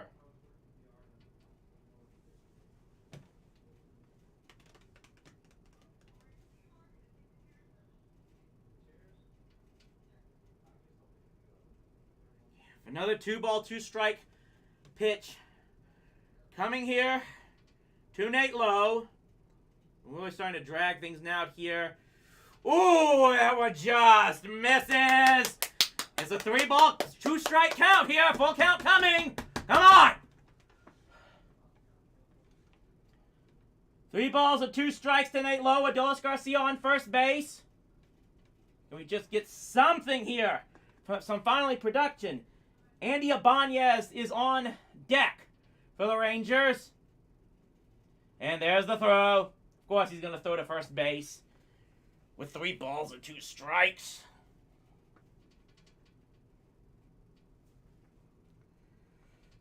Come on.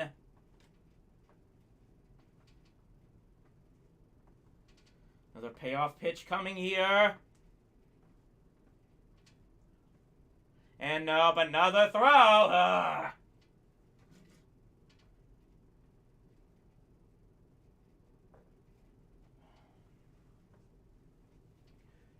It's probably going to be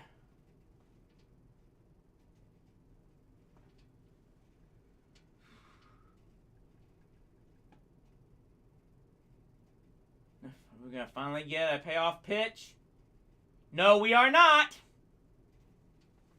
So, if you focus more on throwing to the damn plate, 8, Gomer, maybe you might not be behind 3 balls and 2 strikes.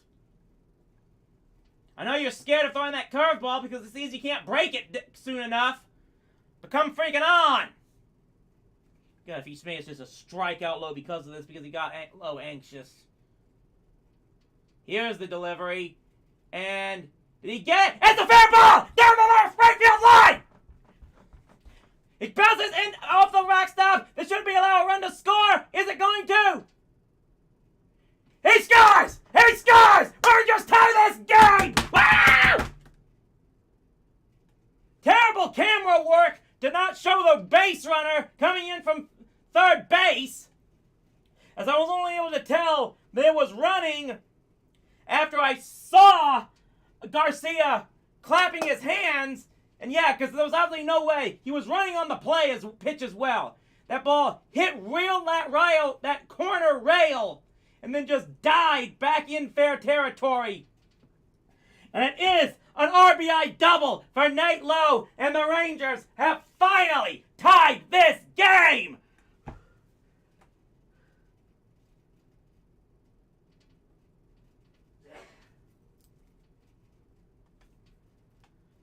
So it's now 1-1.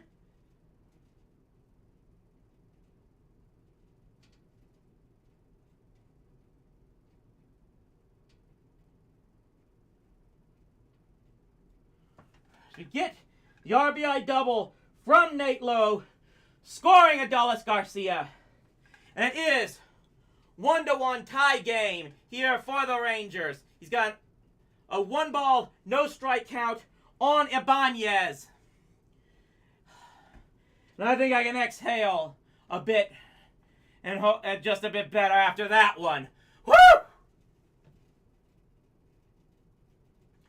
Now can Ibanez get the job done here as he takes pitch low and outside. 4-2.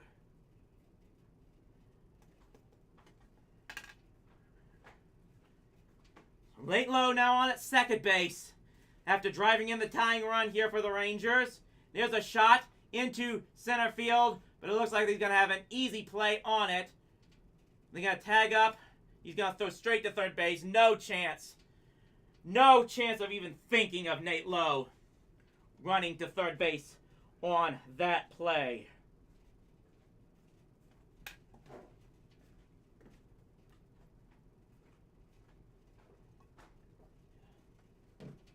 So it's going to be up to Nick Solak, who was 2 for 3 yesterday, but struck out looking in the second inning of this game. As he steps up to the plate with the go-ahead run at second base in the form of Nate Lowe. 2 outs here in the bottom of the 4th inning. It's now a 1-1 game. And what a difference one big hit can make in this game. Here's a chopper to third base. It's going to be an easy play. Bouncing it, but the first baseman is well able to dig it out and end the inning. But we do at least tie the game. Whole new ball game now. It's 1-1 after 4 innings.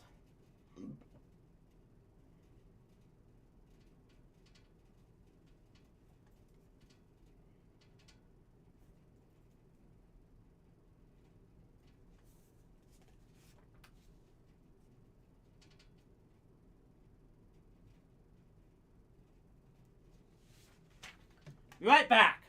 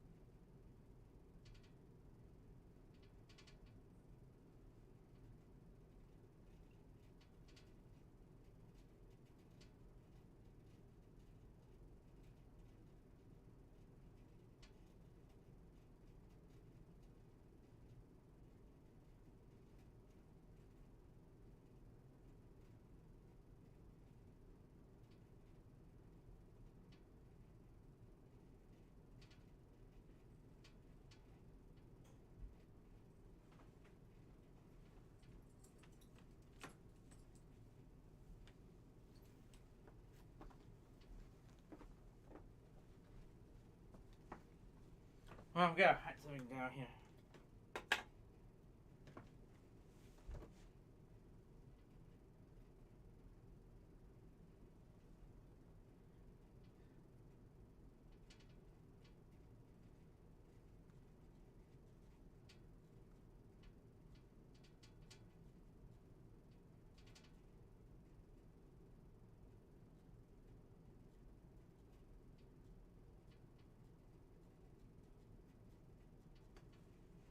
Is that Santana?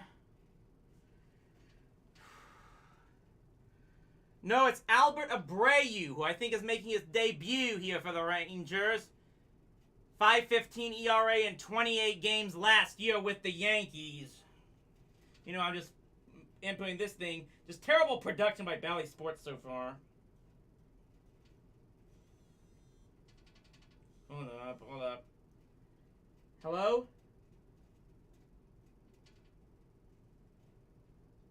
Butt dial.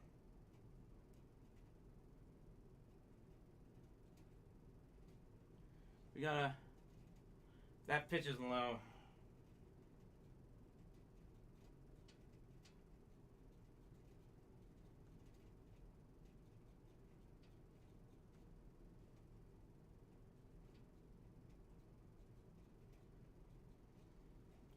There's a swing as a golf fly ball into left field, but Solak is able to make the play. So good, quick 1 up and 1 down there.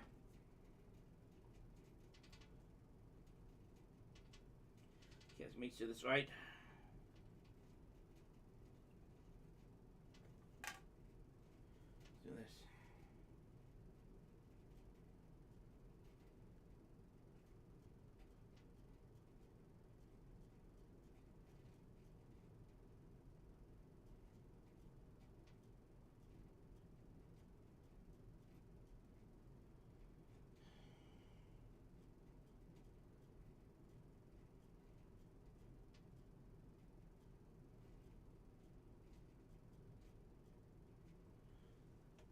All strike count coming here, and that pitch just misses inside.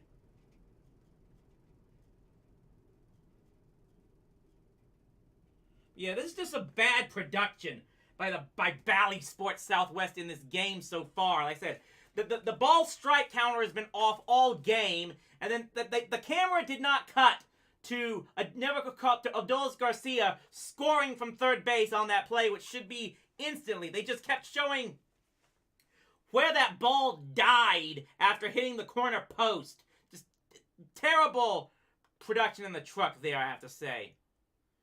So now 2 balls and 2 strikes, I believe, to Brendan Rodgers, with Abreu now on the hill for the Rangers, as Taylor Hearn goes 4 innings. There's a foul ball. Gives up 8 hits, 1 earned run.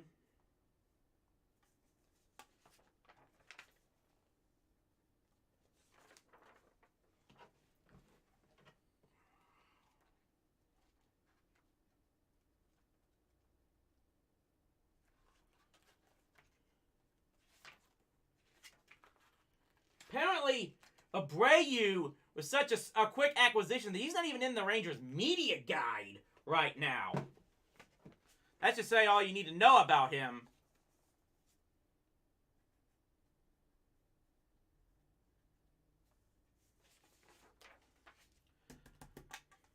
But he did get the first batter out here in C.J. Cron.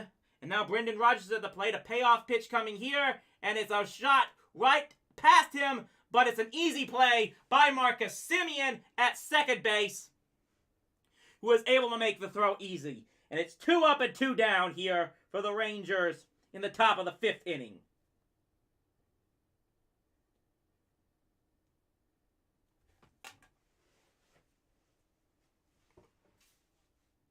Say what you will about Abreu, who's, like I said, had an ERA over 5 with the Yankees last season, but so far, getting the job done. Got Ryan McMahon up here at the plate now. Takes strike 1, high on the outside corner.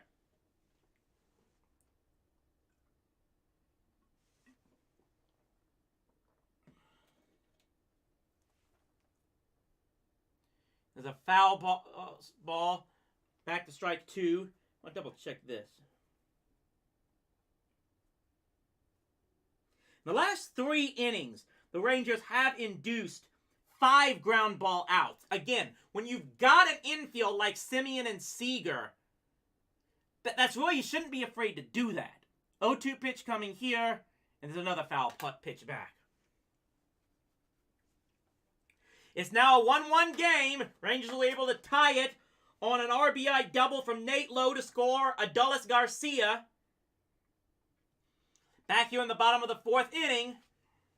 I have to wonder if it's got any type of more life injected into this team now.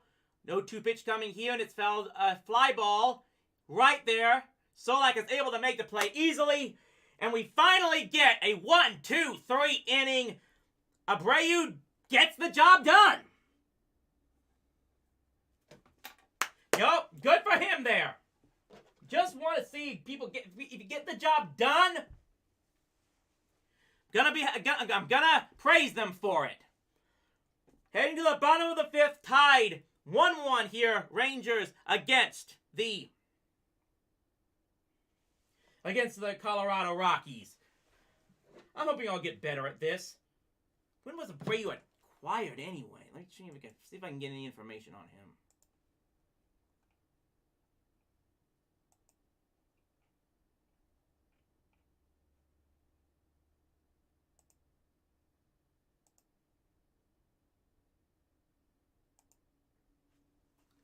See what we got here. It's Albert Abreu.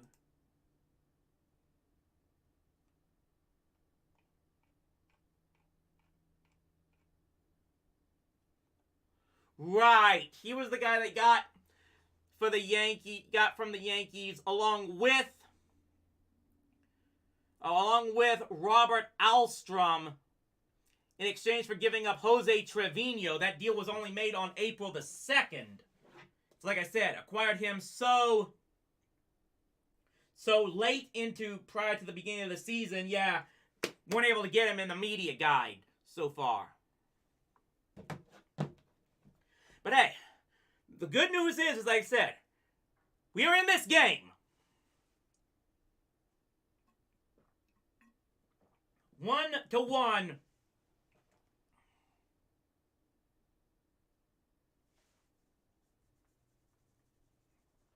So we head to the bottom of the 5th inning. It will be Cole Calhoun leading off, followed by Charlie Culberson.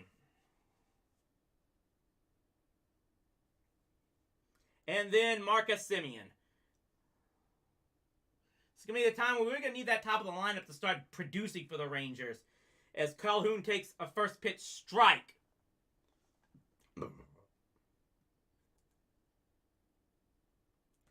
Calhoun with a pop foul.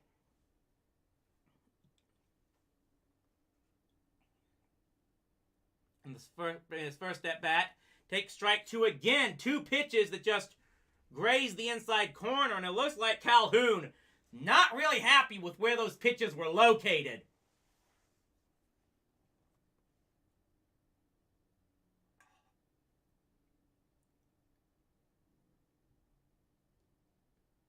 Takes pitch low for ball 2.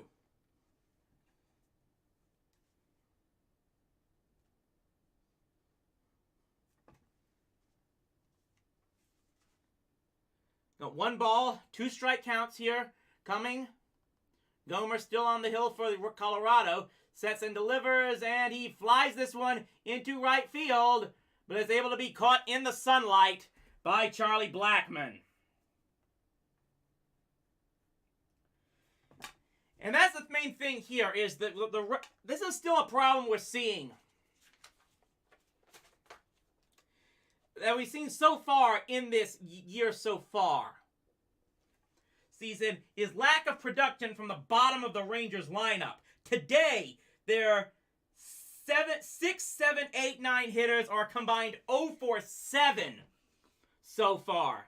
As Culberson will step up, he flew out to right field to start this game, and he hits one that gets just past the diving first baseman and into right field for a base hit, and there ends the slump. The first base hit out of the bottom half of the Rangers lineup this game. And Charlie Culberson gets his first hit of the 2022 season. Right past the diving glove of C.J. Cron at first base. So now it's man on with 1 out, and it's Marcus Semien time. Can he get the job done here? He takes low for ball 1. Semien with 2 outs at first base, a pop foul and a ground out. 1-0 pitch coming here. And it misses, I believe, upstairs again for ball 2.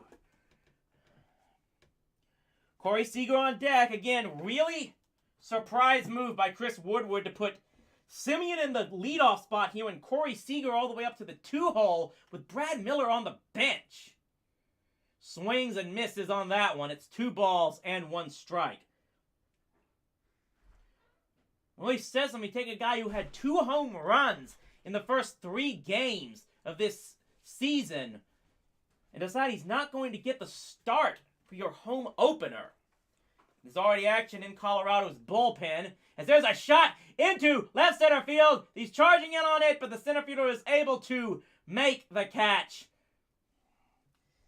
And at least that time, Semien was able to give it a ride. But Randall Grechuk had a beat on it in center field. And that's 2 up. That's 2 out now. As it will be up to Corey Seager.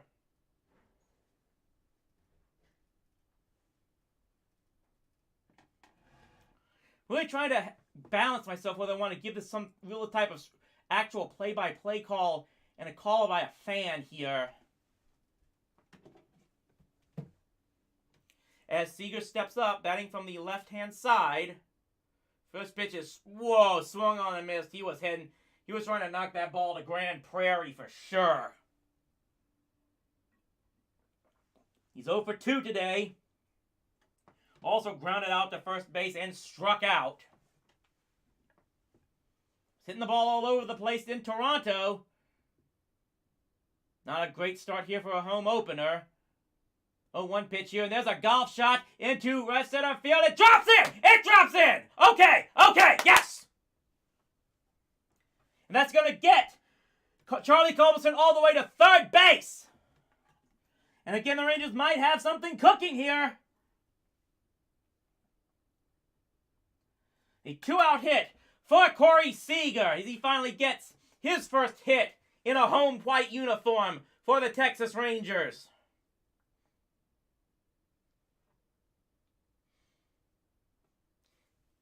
Easy play from first to third by Charlie Culberson. That's going to get a visit to the mound. And it looks like that's going to be it for Gomer.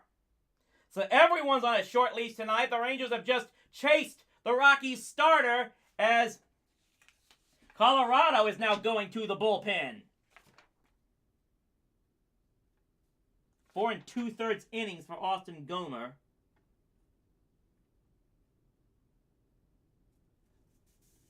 Need allowed. Let me see here. 4 hits.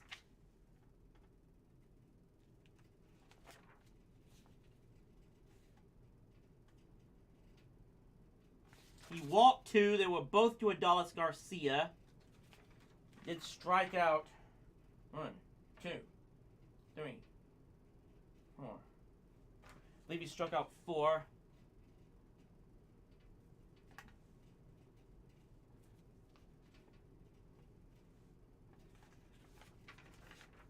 Taylor Hearn, meanwhile,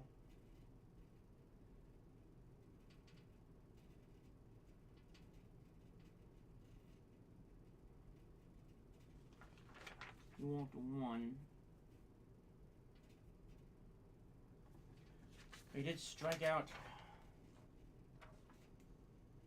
1, 2, 3, 4, 5, 6.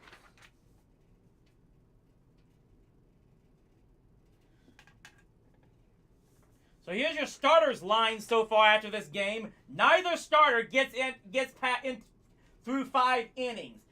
Taylor Hearn went 4. He gave up 1 earned run on 8 hits, walked 1 and struck out 6 with a hit batter.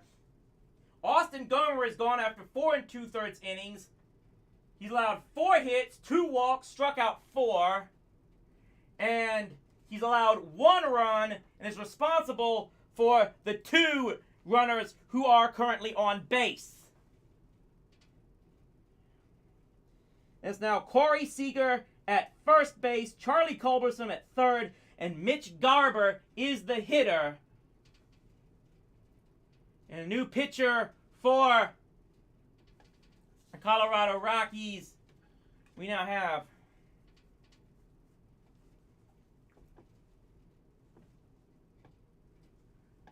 Lawrence is now on the hill for the Rockies.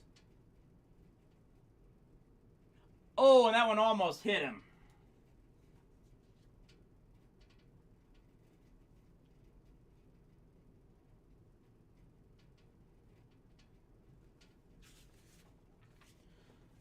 So it's 1 ball and no strikes now here to Garver. Go ahead run on third base for the Rangers. There's one that just grabs the outside corner, a slider there. May have been a cut fastball. No.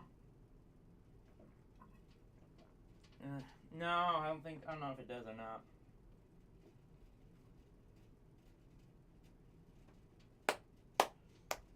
So, 1 ball, 1 strike here. Come on.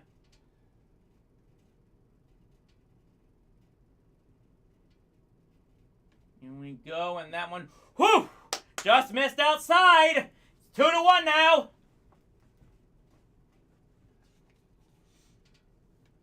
Garver is 1 for 2, single and a strikeout. Had the first hit of the game back in the first inning.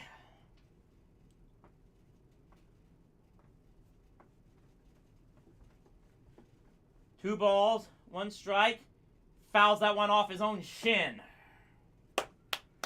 Okay.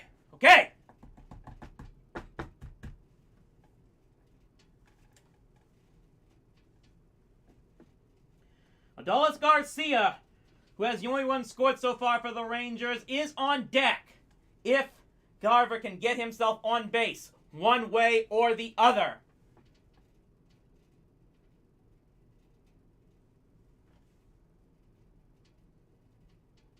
Two-two pitch coming here. Way outside. Way low. Full count. Okay. It's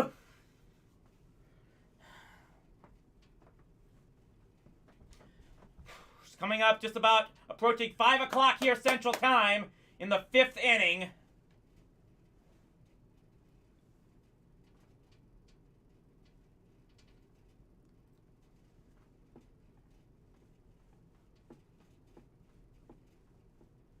There's a payoff pitch coming here.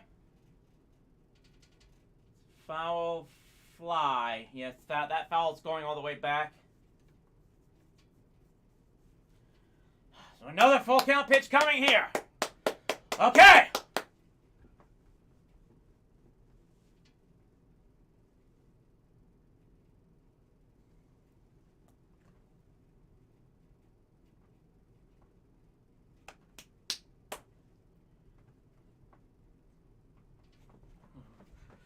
On. Payoff pitch coming. Missed way outside. And that is ball 4. The bases are loaded now. Adolis Garcia will step up to the plate now. The bases loaded. 2 outs. Tie game. Okay, let's do this thing.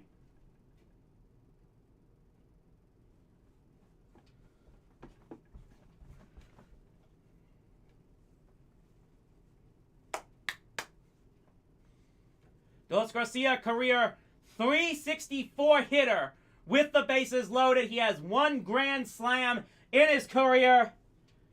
Anything will do here right now.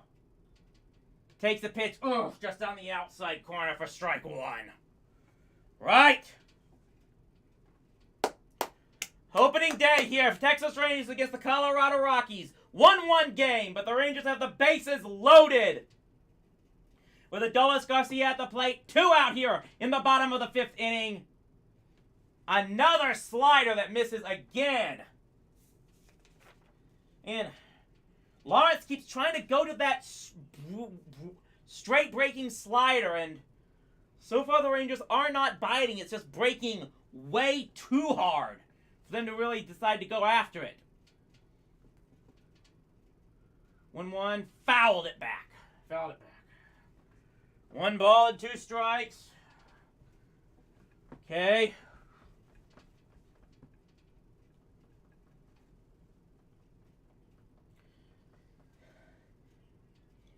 He gets on base any way, shape, or form here. The Rangers take the lead.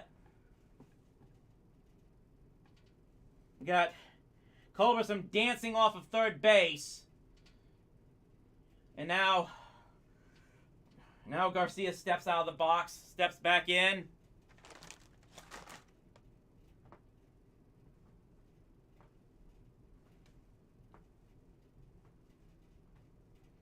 Two pitch coming here, and that one is over the shortstop into left field. The Rangers take the lead. Rangers take the lead.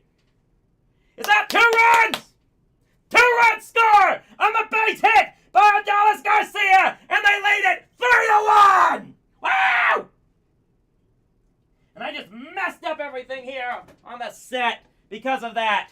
But finally, they break through. Adolis Garcia, who scored the tying run in the 4th inning, drives in 2 to give the Rangers the lead. It's 3-1. Texas over Colorado.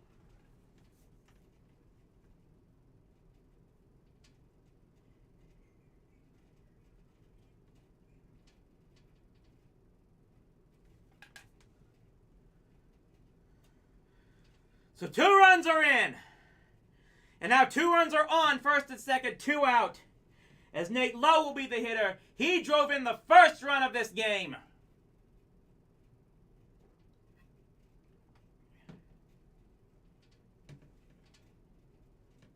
I'll have to clean this place up afterwards, but it looks like that's the pitching coach, isn't it?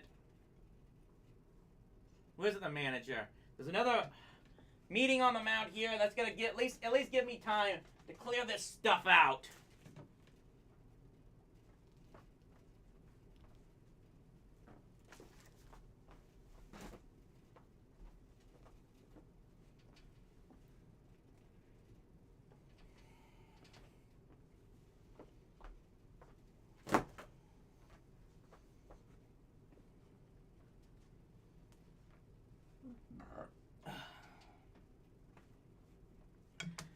Man, we finally got something good to talk about here.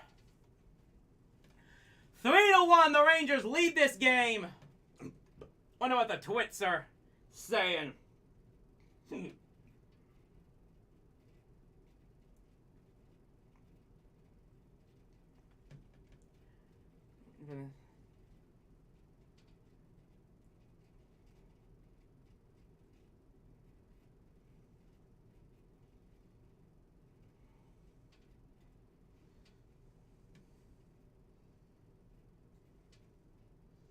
It's a chop up the middle, but it's going to be easily picked up by shortstop at second base. But hey,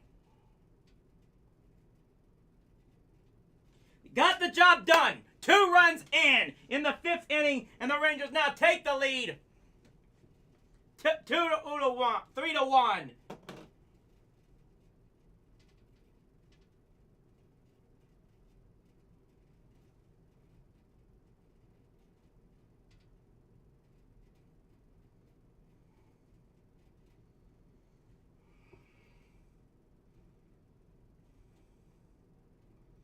Look at some of these. Look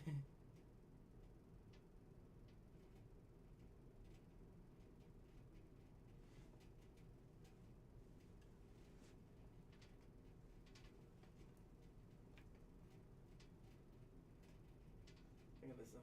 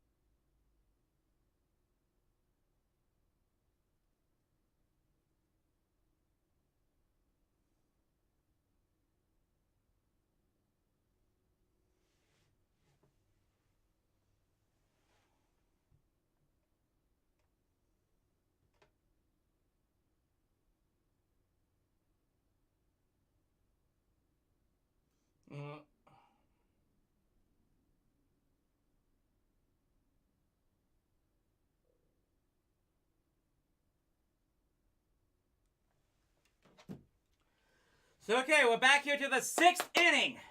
We finally have something good to talk about. As our 2 runs scored in the 5th inning, Adolis Garcia was able to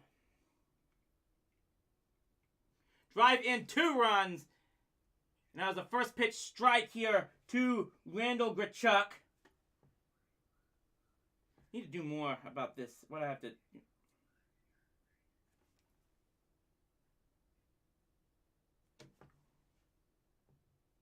Did he hit him?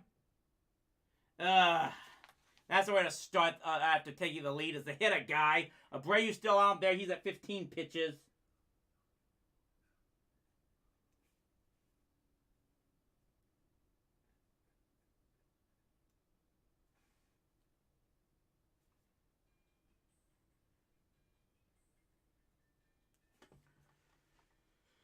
So I'm still trying to get used to my own personal scoring system here. Garcia's now just taking his time, so it looks like he might be done. Is he? Yeah, here comes Woodward, and that's going to do it for Abreu. And let Let the fun begin with handing out one pitcher after another. It looks like it's Dennis Santana.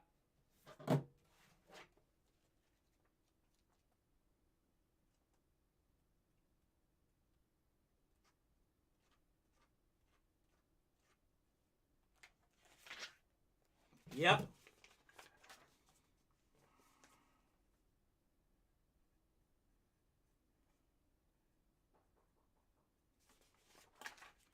So let's say now Dennis Santana is going to come on for the Rangers. He took the loss in the first game of the season against the Blue Jays. Look over here.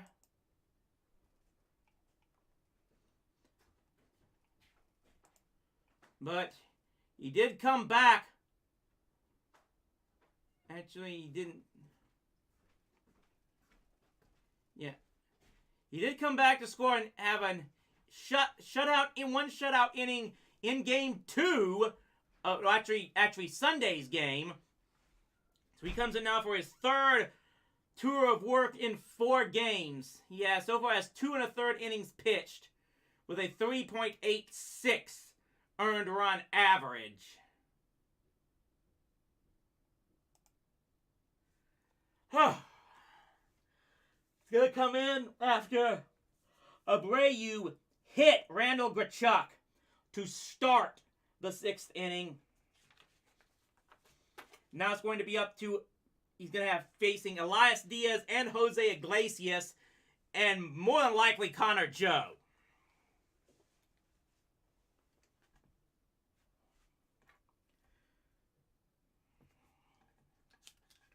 Bottom of the order for the Rockies has been tough for the Rangers. The 7, 8, 9 hitters have combined for 4 hits in this game. Santana's going to step in with a 3.86 ERA in 2 1/3 innings. Elias Diaz is stepping to the plate. And I wonder if he's adjusting his cap. I wonder if he's looking for that new pitch relay system. I don't remember what it's called, that a lot of players are testing here. And personally, I really can't have a problem with it that much. But I talk about it later. We've got a first pitch coming here to Diaz, who's 1 for 2 in this game, and he takes it. Oh, just misses for ball 1. Like, I know some guys are old guys are afraid of technology, but to be perfectly honest, I'd rather teams start looking for ways to make relaying signals more difficult to prevent sign stealing. Yeah, another pitch coming here. Misses. Noah catches the inside corner for strike 1. I'd rather they find ways to prevent teams from stealing signs rather than just threatening them with saying, hey, if you steal our signs, we're throwing a 95-mile-per-hour pitch in your head and trying to put you in the morgue. That's the attitude that I think has got to stop in baseball.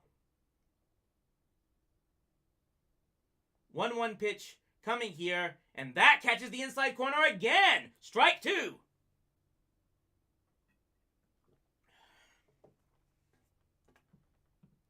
Diaz had a double in the 2nd inning that did not lead to any runs. That was a leadoff double in the 2nd. But Taylor Hearn was able to get out of that one again. Taylor Hearn did not have a 1-2-3 inning in this game, but still only allowed the 1 run.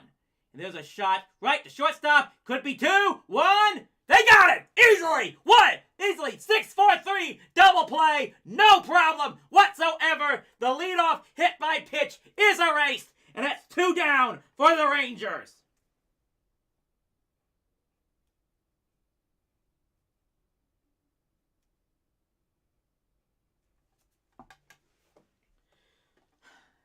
So again, that's what I said. Trying to figure how many groundouts is that. That's exactly what you want it to happen. No, I'm not taking your call, Scam Likely, whoever the hell you are. Again, let me look at this thing.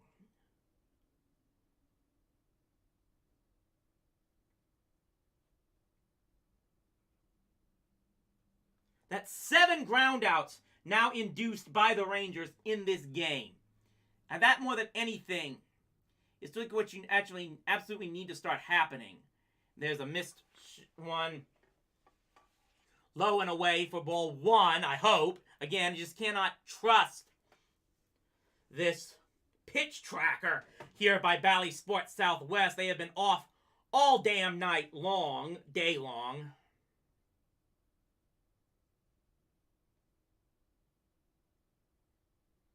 There's a swing, and I believe that's a foul back. It's still strike two, hopefully, I believe.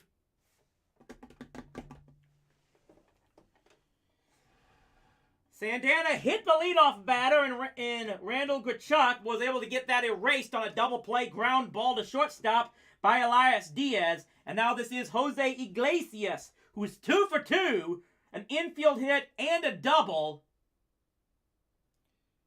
He's behind 1 ball and 2 strikes count here. And there's a golf shot that goes foul and bounces back into foul territory. Now, definitely, I know for sure it is 2 strikes. Okay.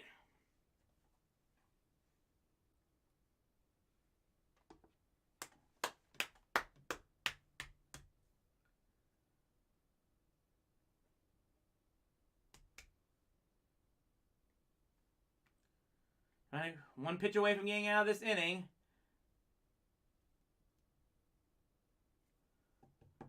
One ball, 2 strikes here. There's a shot right through. Base hit into left field. Jose Iglesias is now 3 for 3 in this game, batting from the number 9 hole. The only good news is that makes the double play they had the previous at-bat even more important. At the very least, it's now only 1 on with 2 out, as Connor Joe will step up. He's 1 for 3, should be 0 for 3, with 2 strikeouts and a grounder that the first place umpire completely botched the call on and helped lead to the first run, even though he himself was thrown out at the plate. But he steps in here with Jose Iglesias on at first base. Got Santana on in relief of Abreu, who relieved Taylor Hearn after 4 innings. Rangers leading this game 3-1 now after 2 runs were scored in the 5th inning off the bat of Adolis Garcia. They trail this game 1-0, but have scored 3 runs in the last 2 innings to take this lead. Garcia scored the first run for the Rangers in this game and then drove in 2 to make it a 3-1 ball game here. And now Connor Joe has a 1-1 count. There's a shot right at the shortstop. Seager make an easy throw, and they get out of the inning. 2 base runners allowed, but 1 is eliminated on a double play grounder.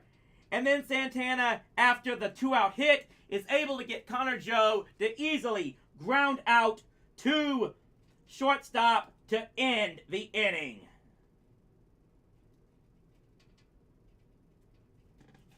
So that's now 8 ground outs plus 2 infield hits. That's the kind of stuff you really want to see this team do.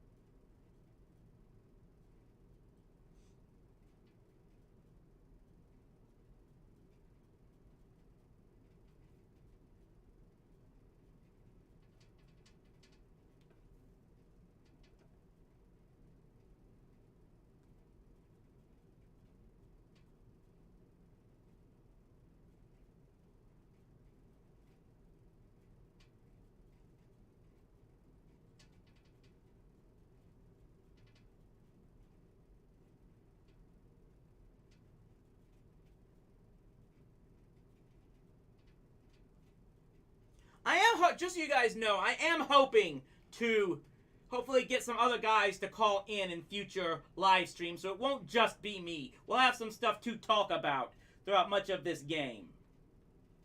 Of these games. But we are headed now to the bottom of the 6th inning. Rangers leading this game 3-1 now.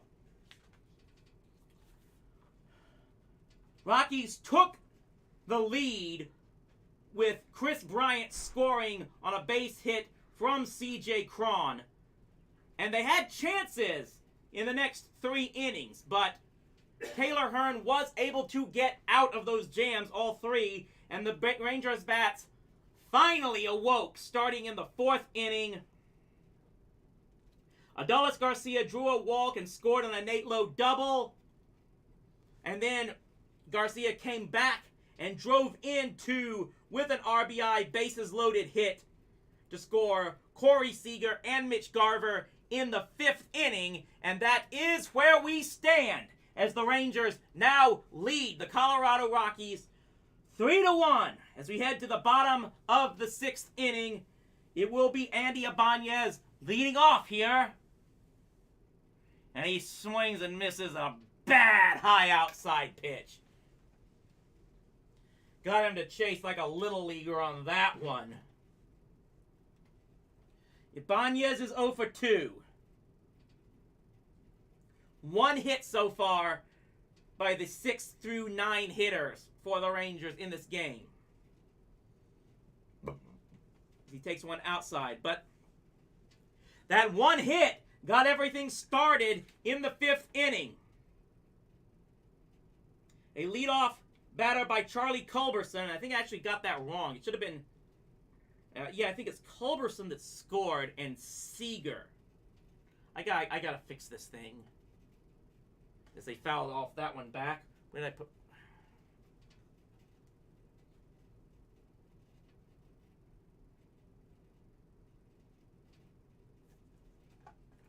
Got a 3-1 pitch, 1-2 count coming here to Ibanez.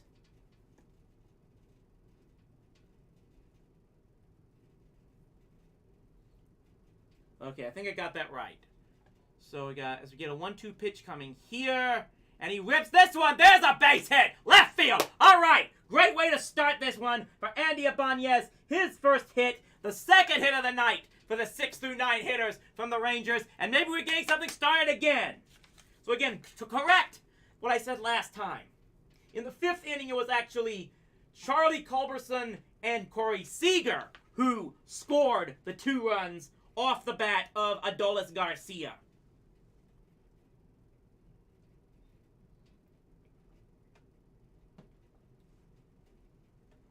And now,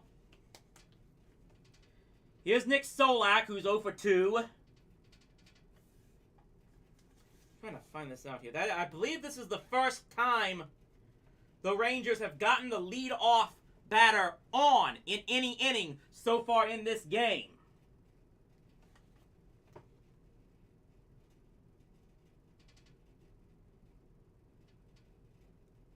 The Rockies, by contrast, I believe, have gotten the leadoff batter on 4 times in their first 6 innings up to bat.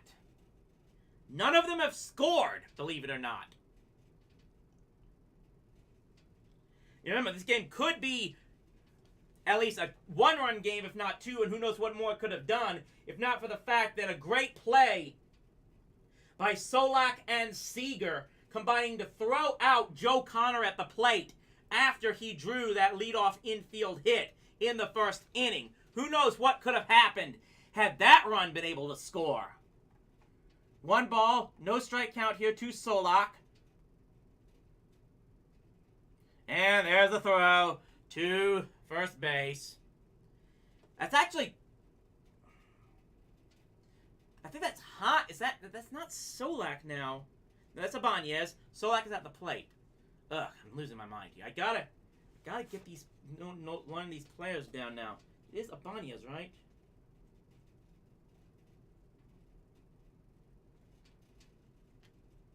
Yeah, he's number 77. That is Ibanez at on first base, as Seager, I believe, now it should be, is it 1 ball and no strikes or 2 balls and no strikes?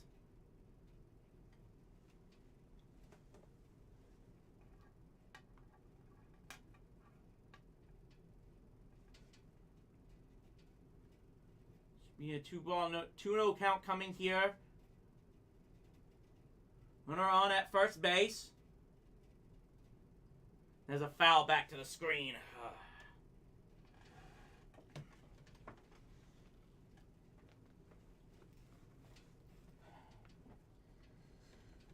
Yeah, Nick Solak here at the plate with Andy Ibanez on first base. Rangers already leading this game 3-1. And just some good clutch plays early in this game to keep it as close as possible before the bats finally broke out, starting in the 4th inning. There's another foul back behind the plate. Spoiling a lot of pitches, these Rangers hitters are at the very least. Again, I want to remind you all that we will be back on Sunday, and hopefully most, if not all, Sundays for the rest of this baseball season with Watch the Rangers with Rowdy. Just check out the Texas Rangers schedule, and I'll try to keep you informed as well as to all the game times for the rest of this year. 2-2 coming here, and he strikes out. Rocky's able to get the K of Solak, who strikes out now for the 2nd time in this game. Just like I said, after he went 2 for 3 on Sunday in Toronto, that's 1 down, 1 on, as Cole Calhoun, who is also 0 for 2 in this game, will step up to the plate.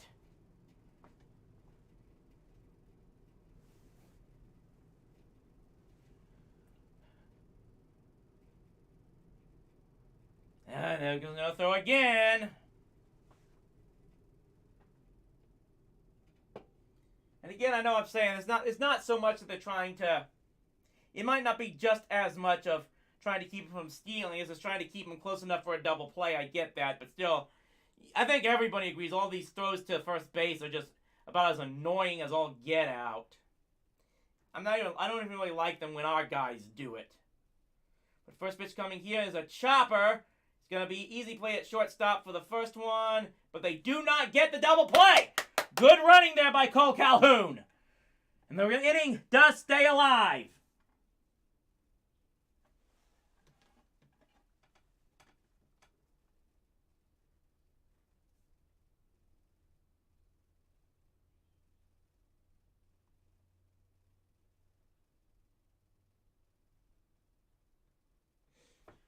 So Cole Calhoun is on board. Yeah, he was safe easily there. They do get the runner out at second base in Ibanez. But now it's going to be 1 on and 2 out as Charlie Culberson will step to the plate. 1 for 2 with a run scored. Takes that one for strike 1.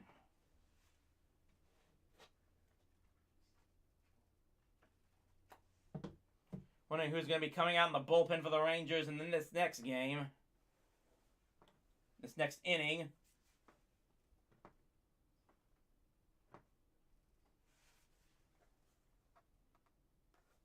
And it gets away! The ball! They threw it! They tried to pick off attempt, and it went off of the back of Cole Calhoun and into the Rangers dugout, and Calhoun is easily able to jog into second base on the botched throw by the pitcher! Woo!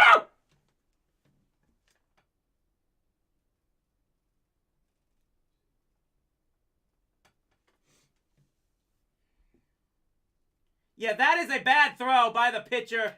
It went right off of the back, the lower back of Cole Calhoun. First baseman had no chance of fielding that ball and making a tag. And now the Rangers have a man in scoring position now for Culberson. Fouls that one back towards the screen.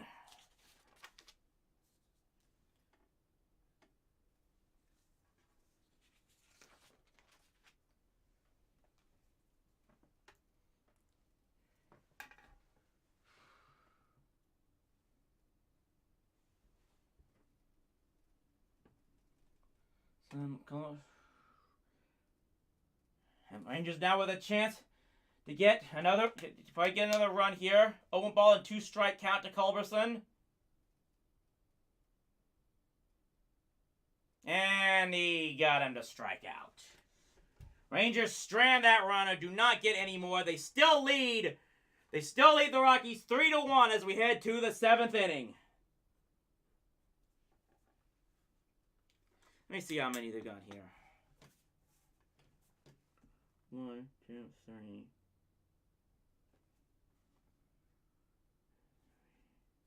4,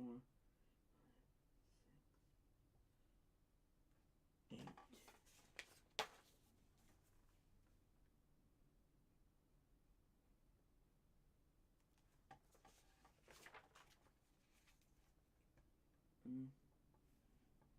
One, 2, 3, 4, 5.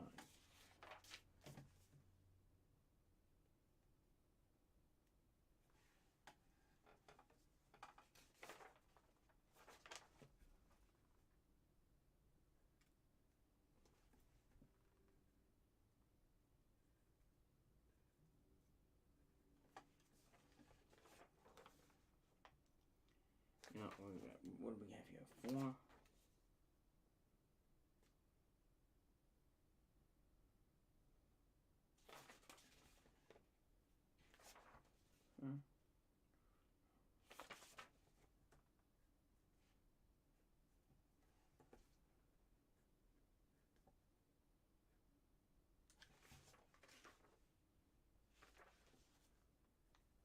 Okay, we got here.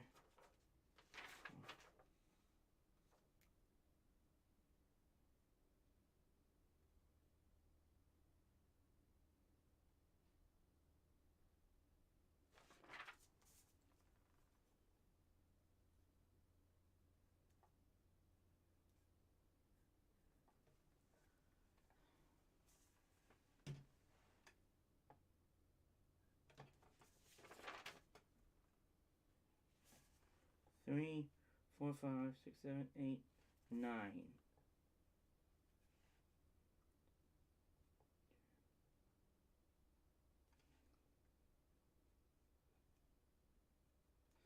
So Rangers now with 6 runs. They've let 6 hits. 6 hits. They've left 5 on base. Colorado with 9 hits. They've left 8 runners on base so far. And now Matt Bush is in for the Rangers as the carousel continues.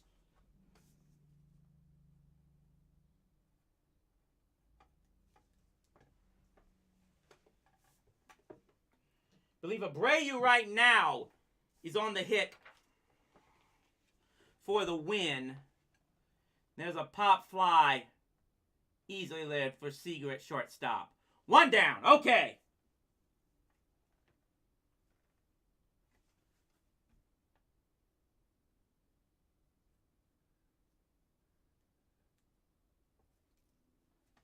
So that's one. So Charlie Blackmon is easily retired by Matt Bush. This might actually be, I wonder if this is Bush's first appearance of the season for the Rangers. But anyway, Chris Bryant is up. He's got the only Rockies run scored in this game.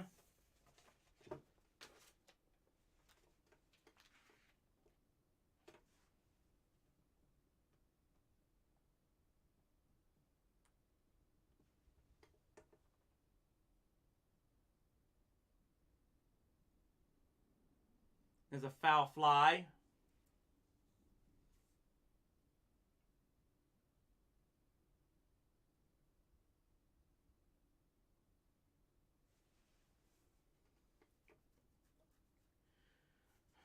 One and one count here to Chris Bryant, who's 1 for 3. Had a double and a run scored in the first inning. And he fouls that one back off his own side.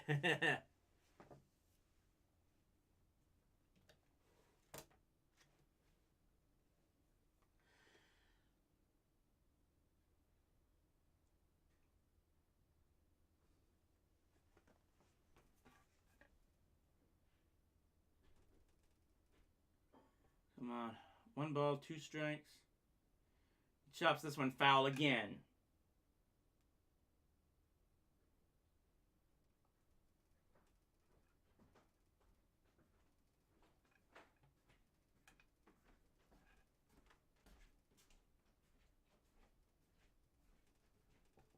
One ball, 2 strikes coming here.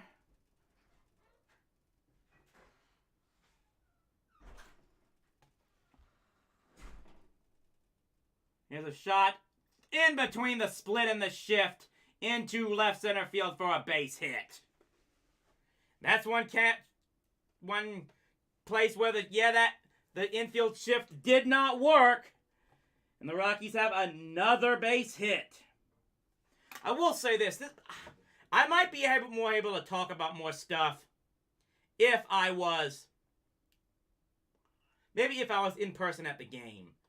But all I have to go on is the television screen, and you can only do so much with it.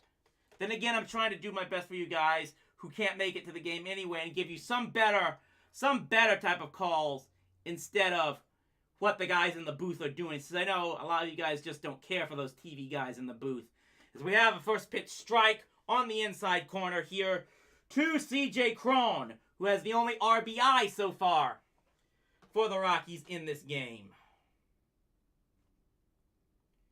Matt Bush now on the mound for the Rangers.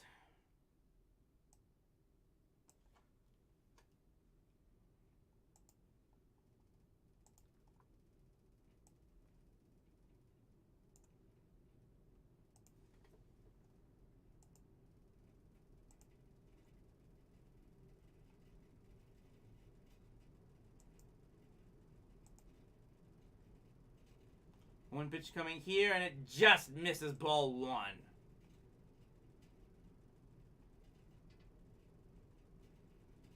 Matt Bush gave up 1 hit in a scoreless inning on, I believe it is,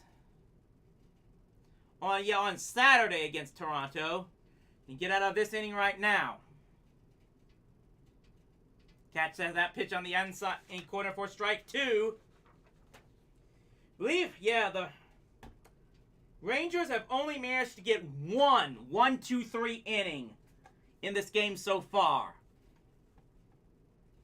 But they still have not managed to not allow a run since the first inning. Not efficient, but effective so far. 1-2 pitch. Oh, that gets far and away, all the way back to the backstop. And that's going to allow...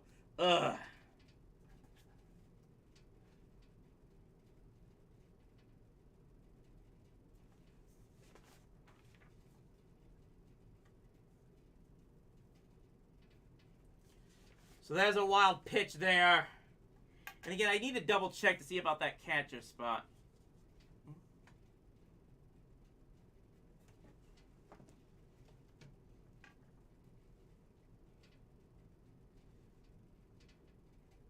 I'm trying to focus now here. Yeah, there's the one. There's the 1 knee thing, but they do get the strikeout. Get him to swing and a miss.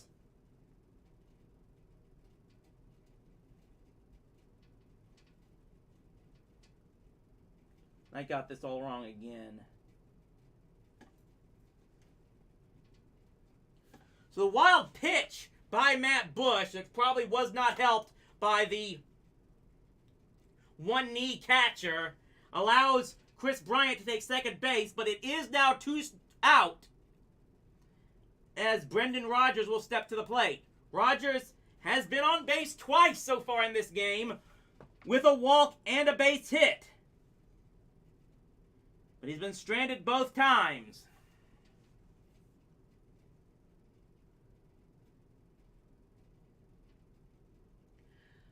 Going up to start at 5:37 here. Ugh. And there we go again. I'm starting to see it. I don't want to be a groucher, but I can see what Jeff is talking about. If it, you're risking the chance of so many more passed balls and wild pitches because you're standing on those knees, and it's not doing for your comfort. It's doing because of the supposed ability to, draw more, steal more strikes and whatnot. So we do get a strike there. See, if you just throw strikes like that, it's not a problem.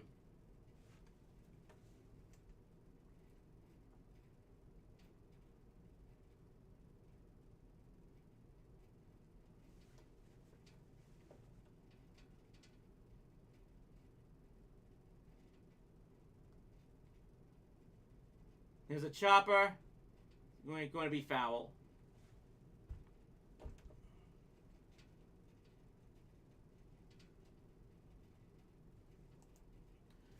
So, Bush last season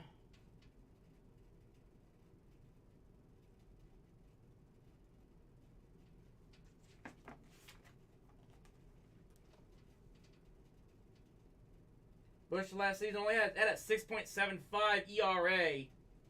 Is coming back from major surgery. The fouls that one pitch back towards the screen. He only played in 4 games for the Rangers last year. 4 innings pitched. And he only pitched 7 innings total between Texas and Round Rock. Had an ERA did not allow a single earned run for the Express last season. And there's a shot. Oh, it just goes off of the glove of Culberson at third base, and that's going to allow a run to score. The wild pitch comes back to bite as Brendan Rodgers is able to drive in Chris Bryant. And it is a 3-2 game.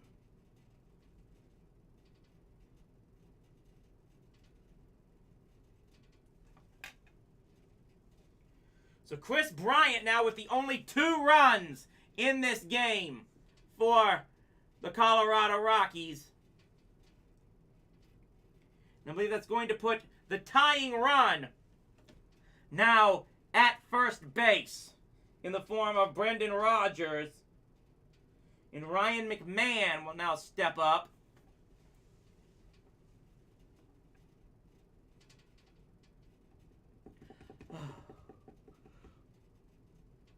McMahon is 0 for 2. He was hit by a pitch in the first inning, but stranded there. It's now a 1-run game. Bush trying to face Ryan McMahon as he takes one. Checked his swing, but it did drop over the inside corner for strike 1.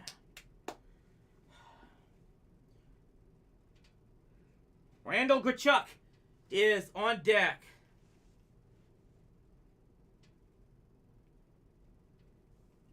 Rockies, as is normally the case, had a much higher run differential on the road compared to at home.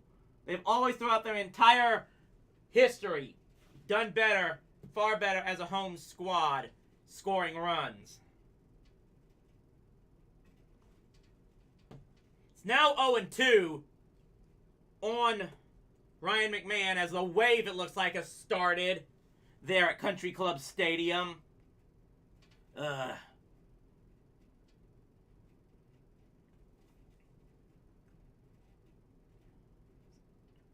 balls, 2 strikes coming here. Chops this one foul back towards the screen.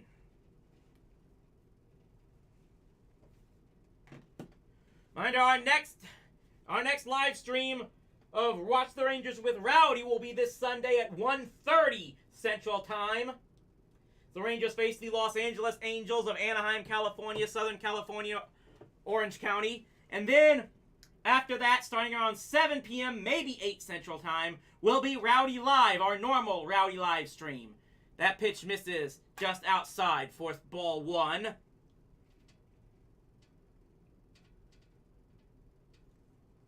Rockies with their first run scored since the first inning. Again, both of them have been scored by Chris Bryant. There's a swing and a pop fly foul. Is it going to stay in play? It looks like it is not. So we go back to a 1-ball, 2-strike count. The tensions just get higher and higher as these innings go on. Especially when you got to deal with relief pitchers like this.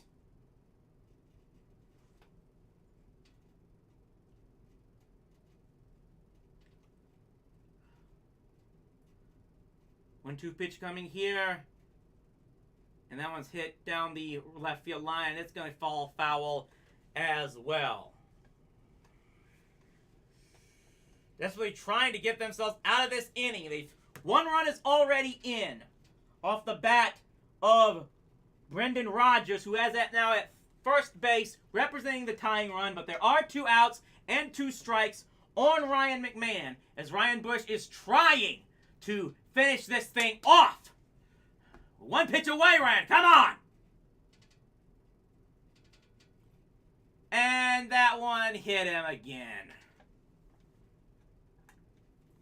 Ryan McMahon gets plunked for the 2nd time in this game. And now the go-ahead run is on base, tying one in scoring position, as Randall Grichuk will step in. That's 3 hit batters now for the Rangers in this game. We got a meeting of the mound here.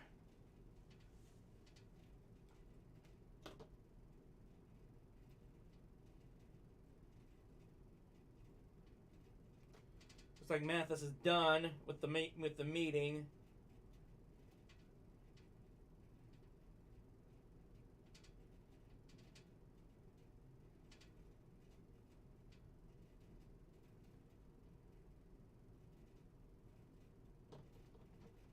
We got another guy warming up now. We could just get out of this inning.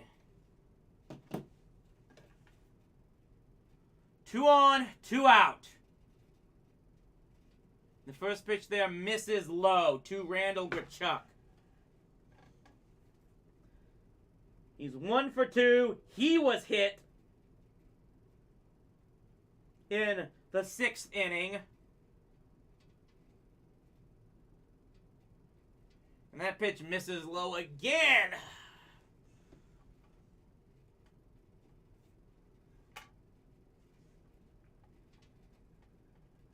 Just 1 out away. Come on, get out of this.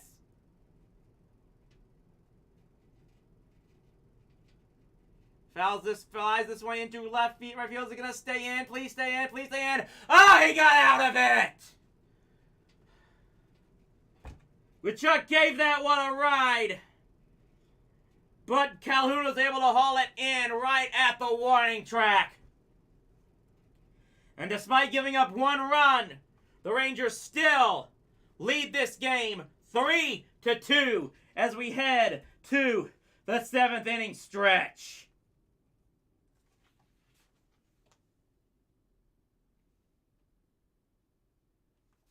It's 2 runs left on.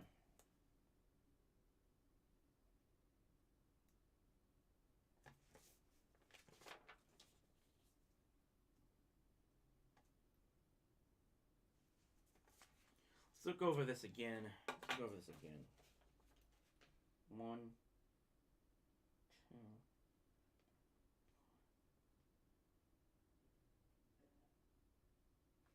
Yeah, I believe that's right. Yeah, I believe this is right. Let's look at some stuff here. Like I said, the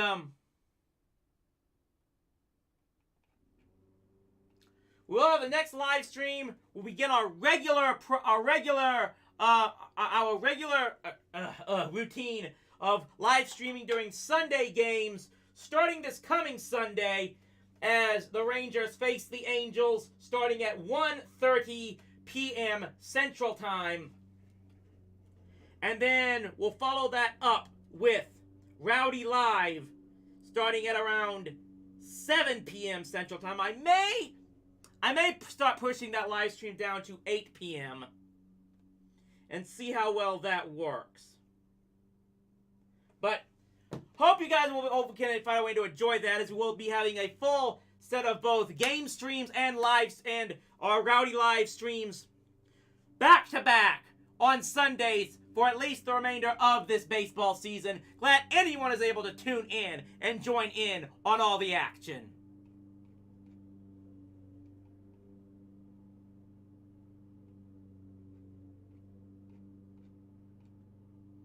It's closing about 5:45. Over-under is whether we'll get this game done in less than 4 hours. We're looking at a 3.5-hour game at the very least. Now it's just a wonder of whether the Rangers relievers can get us through 2 more innings. Do we need to get more runs? We probably do. In the bottom of the 7th inning, the Rangers will have the top of the order up. As we have Marcus Semien, Corey Seager, and Mitch Garver.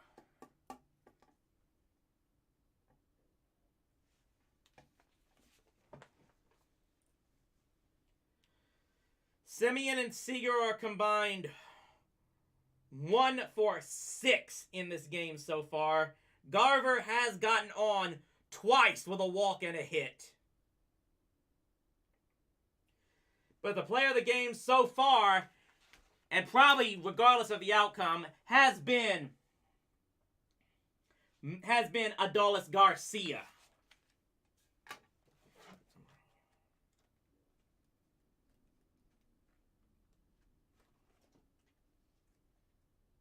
That's right. That's the one that was too late.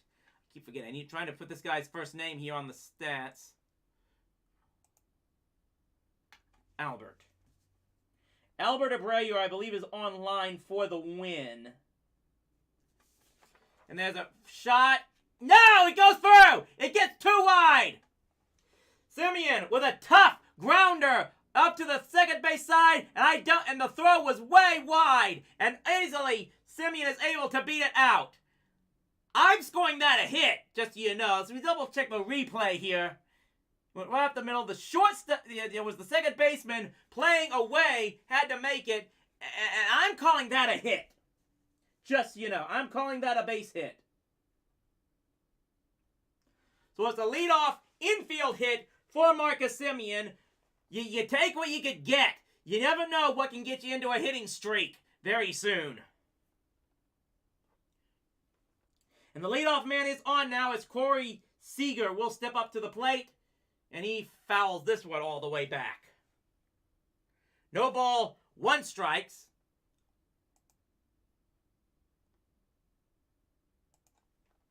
Ugh, didn't mean to do that.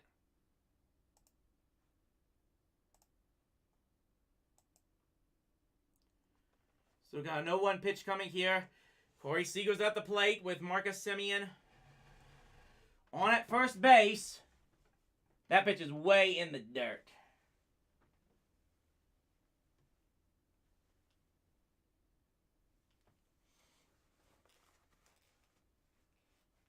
Yeah, let's see here. Seager only seen 8 pitches in 30 plate appearances. He's been way aggressive, but maybe even to his detriment, though he does have a hit so far. There's a throw to Semien at first base.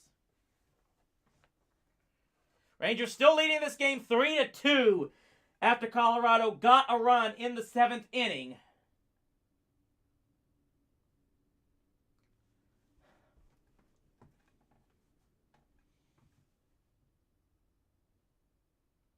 That pitch, just got inside there for strike 1. Come on. Okay, let's do this.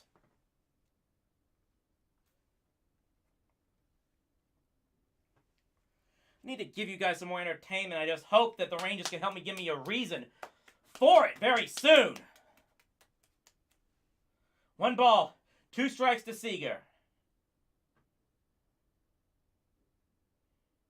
Do something big right here and right now.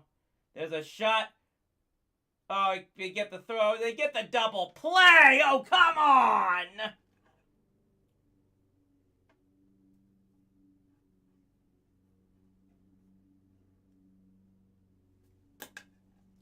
So that's completely erased.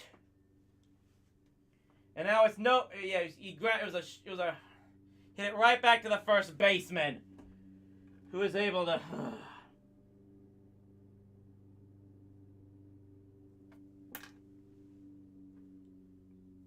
To the double play. Ugh. So, yeah. So that opportunity may have just been squashed. It's still 3-2, but now nobody on and 2 outs. Mitch Garver will step to the plate. He has gotten on twice. Single strikeout and a walk in this game so far.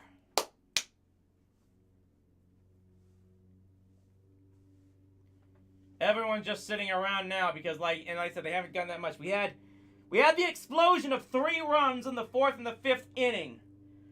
But still nothing else doing.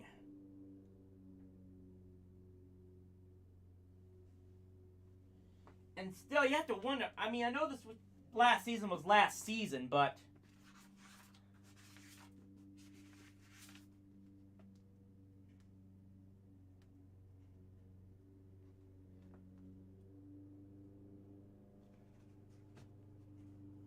that misses ball 1. But...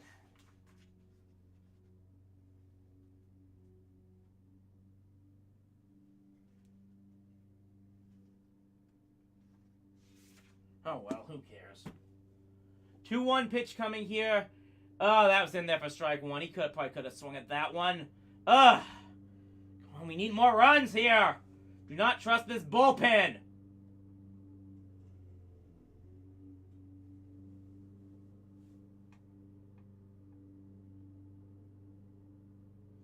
I don't know if I'll be keeping score on the rest of these games here as much as I can. Just maybe I need to result in just looking at the stats online and not bothering with this, just so I could maybe be more free for you guys.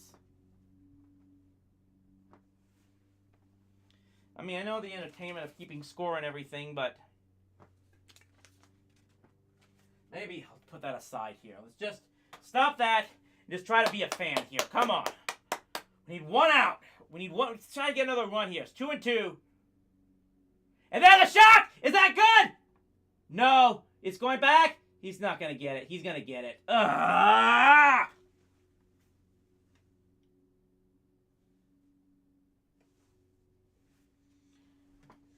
So I'm going to bring this up.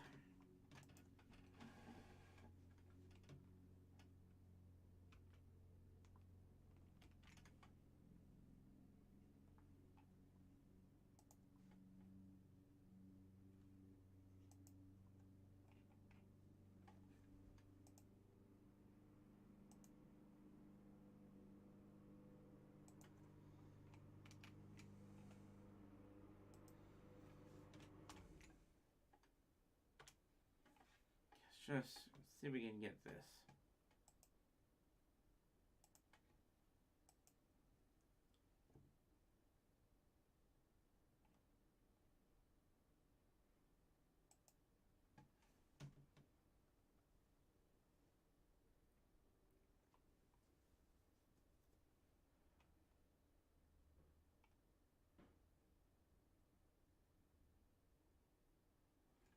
So it looks like Brett Martin is now coming in for the Rangers. I shall be right back. Be right back. We're getting head to the 8th inning.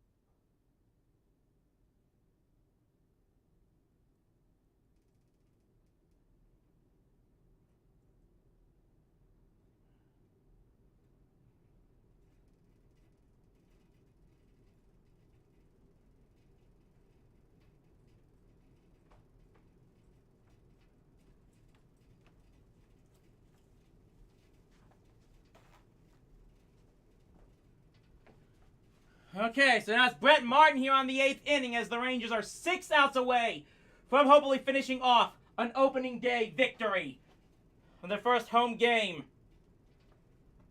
And so far, like I said, I don't care.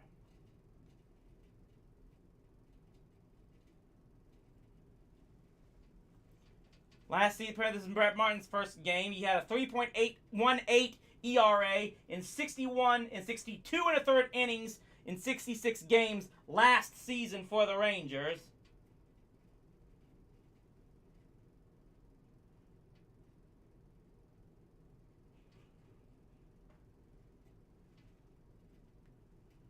The first pitch coming here to Diaz, and there's a base hit. Leadoff hit. That's the way you want to start it up.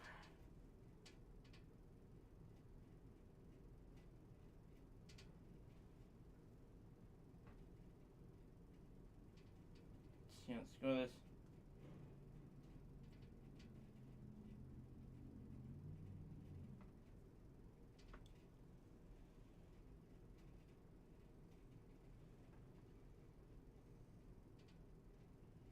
Let's try to get this started up. Try a different way here.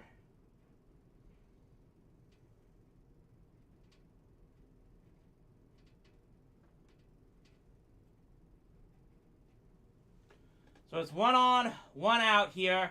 1 on, nobody out. Check me. Check that.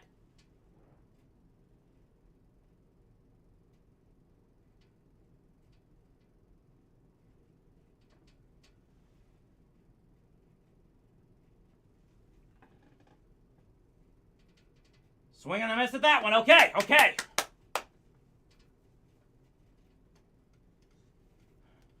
No balls, 1 strike here to Jose Iglesias. He has 3 hits in this game already. You've not been able to get the number 9 hitter out in this game, and now they've got him with a runner already on base.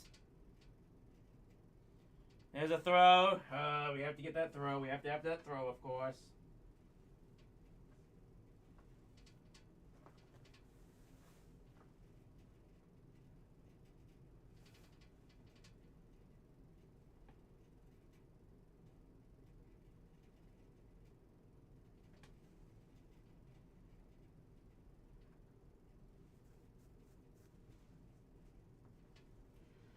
Come on.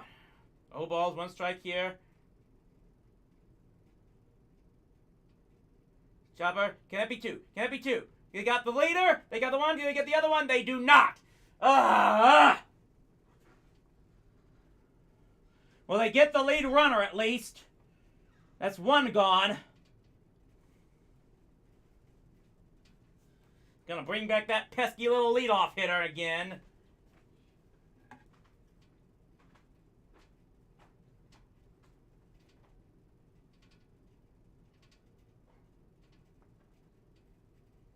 So Joe is now coming up again.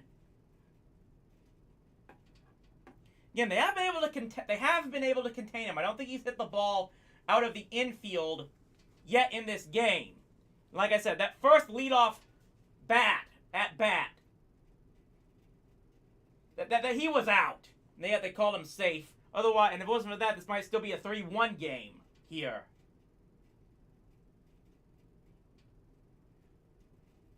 Gotta focus on this guy at the plate, and he misses upstairs, ball 1.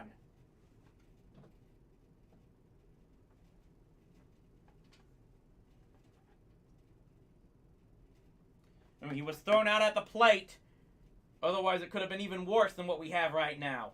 As it stands, Rangers trying to hold on to this 3-2 lead. Can this bullpen finally do something right?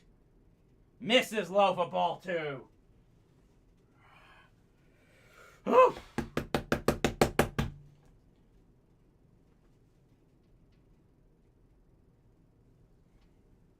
I'm really hoping that Bud Black can inject some new life into this club. Of course, you have to wonder how many managers really have any control over their clubs nowadays. That one's got to be a strike. Where was that? How's that not a strike? Hey, glad to see the... Hey, Film Geek, Steve, glad you're in here. But, Squeezing this guy. He's now behind 3 balls and no strikes with 1 runner already on base in a 1-run game.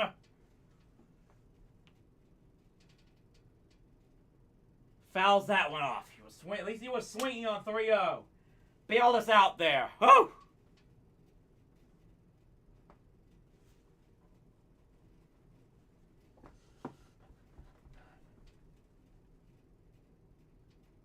It looks like did he break his bat on that one? Apparently Joe's got to go and get a whole other bat now. That one's heading out to be sawdust.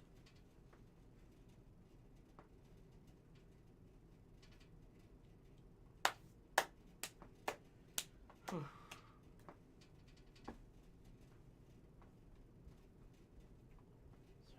3-2 game, a 3-1 count here with 1 on and 1 out. And that misses. Well, Martin walks this guy. It's now 2 on, tying run in scoring position again.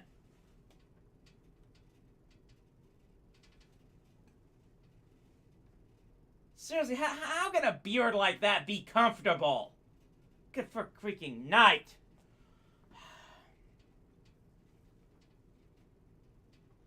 So now it's 2 on, 1 out. And who is it? It's either Bryant. Yep, it's Chris Bryant, who has both of Colorado's runs so far in this game.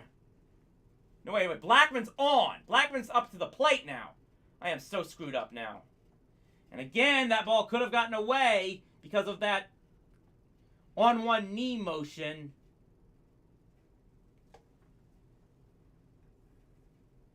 So, Blackman is at the plate. Bryant is on deck. So trying to get out of this. They've been playing with fire all day long. Rangers still have had only 1 perfect inning in this game. And there's a foul fly down the left field line.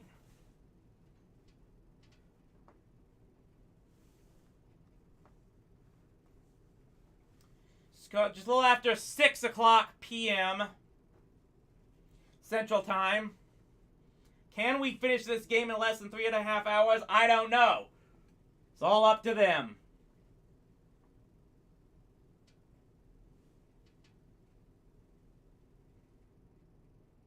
Chops it up the middle. Got it. You get the fleece, the force out. You get the runner at first. No!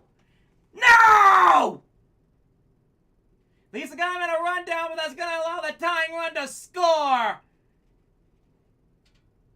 And they missed it!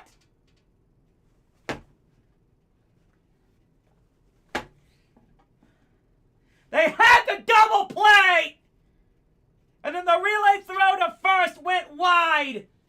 They still were able to get Blackman in a rundown. And then they botched the rundown. God damn it! It's now 3-3. Everything's blown.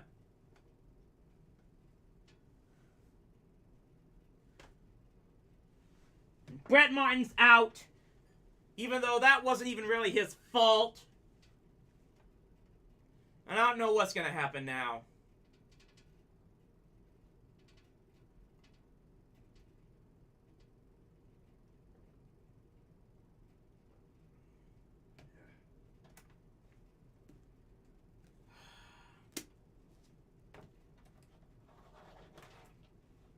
And you know, the worst thing is that saying all throughout this game to trust in your infield to get ground balls. And then, again, it wasn't so that play wasn't Brett Martin or the bullpen's fault at all. The one area that you think we could rely on is this defense and infield. And they make not one error, but, well, technically I think there's only going to be one error on the play. Because Blackman had to stay at first base, but that type of stuff, oh God.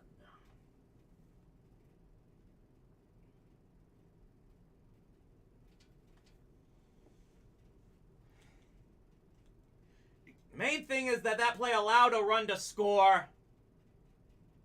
And it's now a tie game. And now we absolutely have to go to a battle of the bullpens.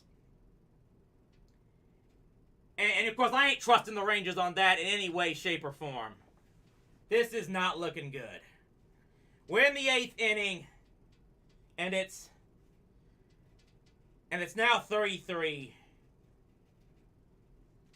And we just gotta hope. Against all hope.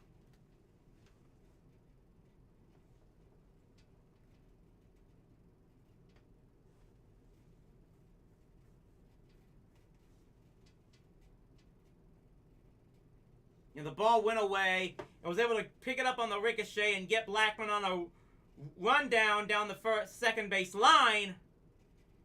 And then they botched that. What happened there? Seager easily makes the throw at second. And just... Oh, that's on low. How the hell do you not miss that? How the hell do you miss that? Here's a foul back to the screen. As Bryant is now up.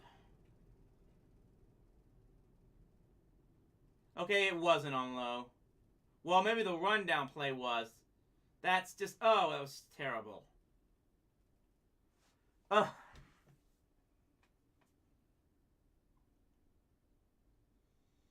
So now it's 0-1 on Bryant, who's 2 for 4 with 2 runs scored in this game.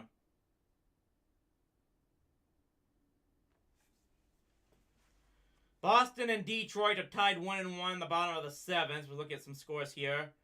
Oakland has a 4-0 lead on Tampa, just still in the 1st inning. So they jumped out early there. Mets with a 3-0 lead over the Phillies. That game was just started in the bottom of the 1st. So there's a swing and a miss. At least he's got him down 0-2 here. Toronto and the Yankees have just gotten started. No score.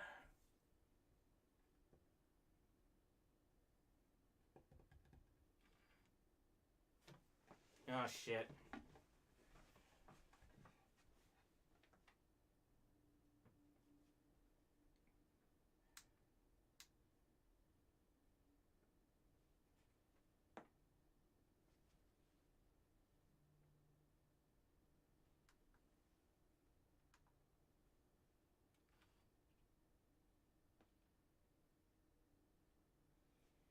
And are we back? Are we back? Okay, apologize for that. Because apparently this, because we've been on for so long, that camera shut off. And that might be a problem if I'm using this particular camera. If I'm going to do these live streams of games that last this long. This could be a problem if the camera overheats and has to automatically shuts down like this. But, and maybe it's because it's connected and stuff and not automatically, it wouldn't do that if it was... I used the automatic record button and whatnot. But we did get out of the inning. They did get out of the 8th inning on a pop fly, I believe, to first base in foul territory. But it's all screwed up now. It's now tied 3-3. And we got to hope they can find a way to get some more runs here again.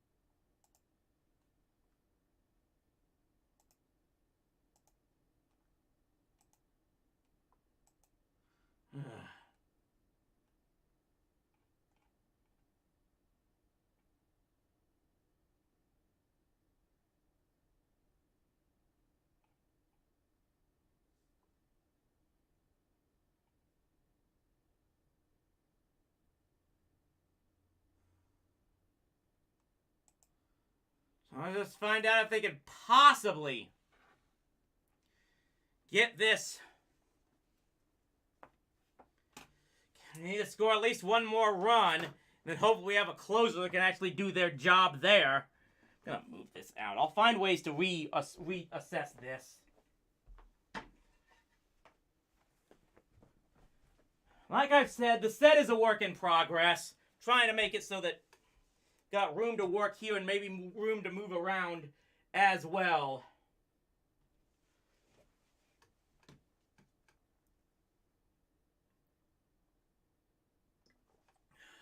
Looks like Adolis Garcia will lead off.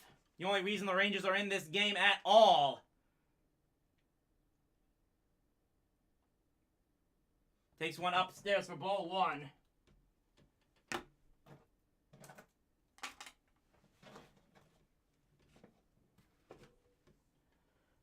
So it's Alex Colome now on for Colorado. Misses low for ball two.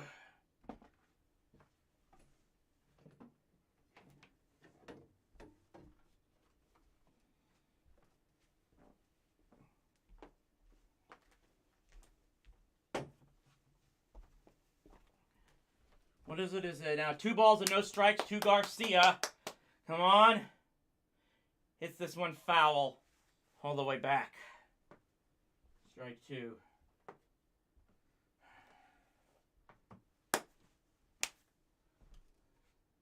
Garcia to be followed by Nate Lowe and Andy Ibanez.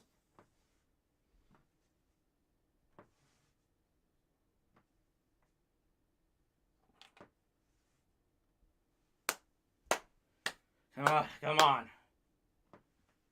I need to start watching some more of. Get here. There's a shot. There's a base hit into left field. Okay. Let's get this thing started. Let's get it started here. Woo!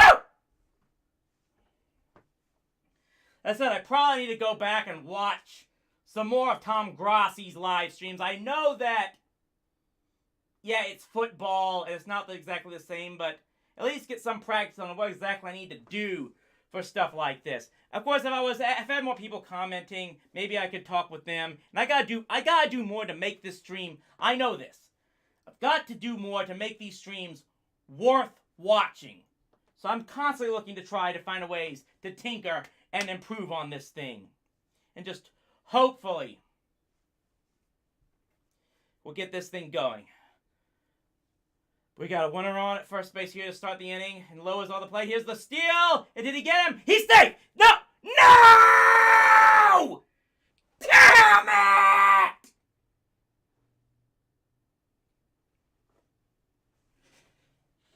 Garcia was originally safe at second, but he overslid and they made the tag again!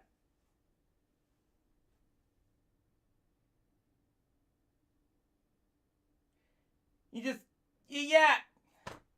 The second baseman kept his glove right on Adolis' body even as he was sliding across it.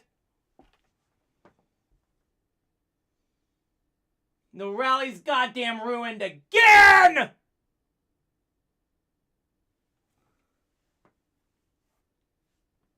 So now what's Nate Lowe gonna do? Take strike 2. He's behind 0-2.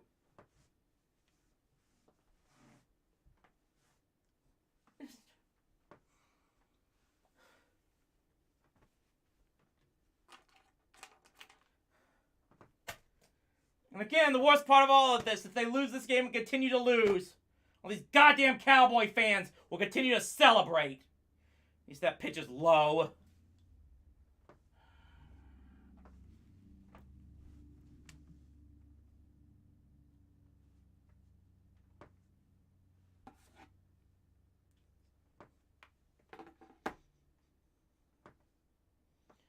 Come on, do something, guys. There's a ball in the dirt, even as they count at 2 balls and 2 strikes. It's easy for Grassi to do a live stream of a team that's actually good most of the time. You're going to make the playoffs and everything. This is one thing I'm just wondering about. How do I do a live stream about a baseball team that just constantly loses all the time and try to find some way to make it entertaining? That's my biggest issue I've got here. We keep hoping every game they'll find a way to win it, but they never, ever, ever, ever, ever, ever do! It's 2 balls and 2 strikes here. On low. Fouls one back.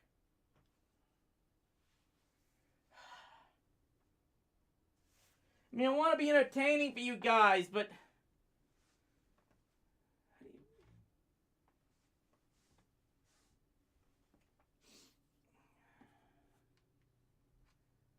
how do you do it?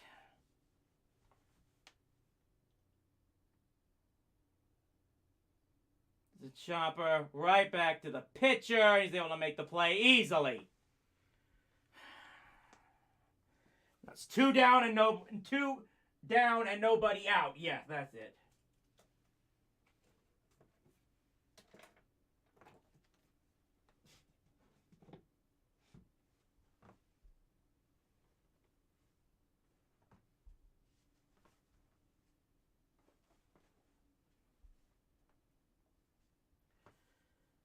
So who is it now?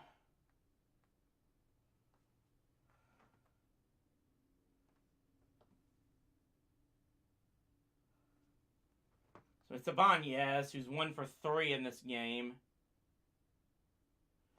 And there's a pitch in there for strike 1.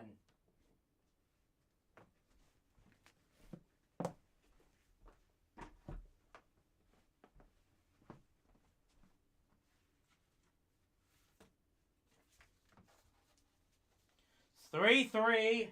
0-1 pitch coming here to Ibanez, and he takes that one for strike 2.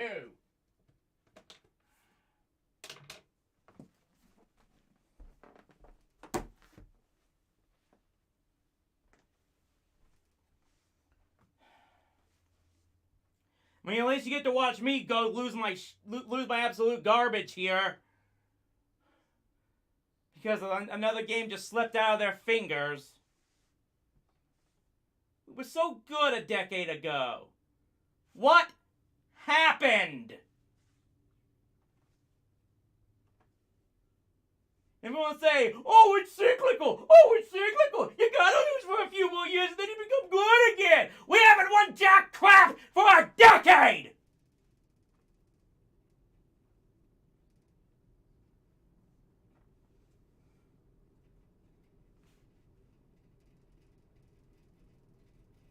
This team has played like garbage ever since 2013.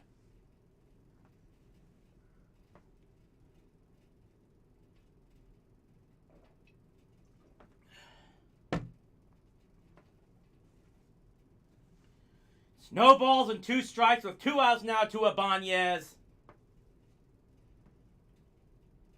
Just trying to get out of this thing. Did it shut off again? Ugh.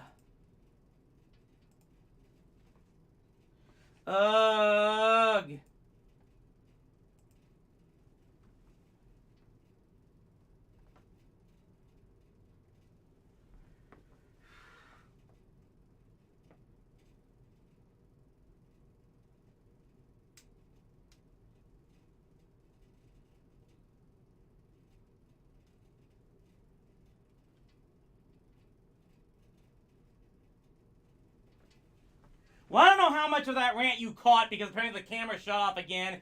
And I'm going to have to goddamn do something to stop it. Maybe I'm going to have to switch to the other camera to do this. I'm going to have to fix this thing for sure. Maybe even do it over the next few days before the next live stream.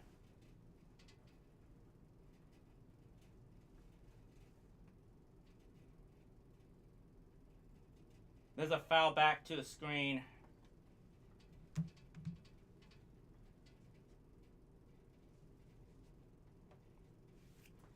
I wanted to use this camera because it seems to the connection seemed to be better and it doesn't blip out all the time. But now we've got this problem where it seems to shut down. Because I don't know why. Like, ugh. We got a 2-2 count here to Ibanez. And there's a chopper, just shortstop. And the inning is over.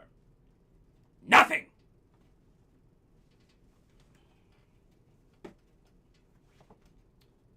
Now we're just going to have to wait. Maybe see if they give up another run in the 9th inning and this thing is over.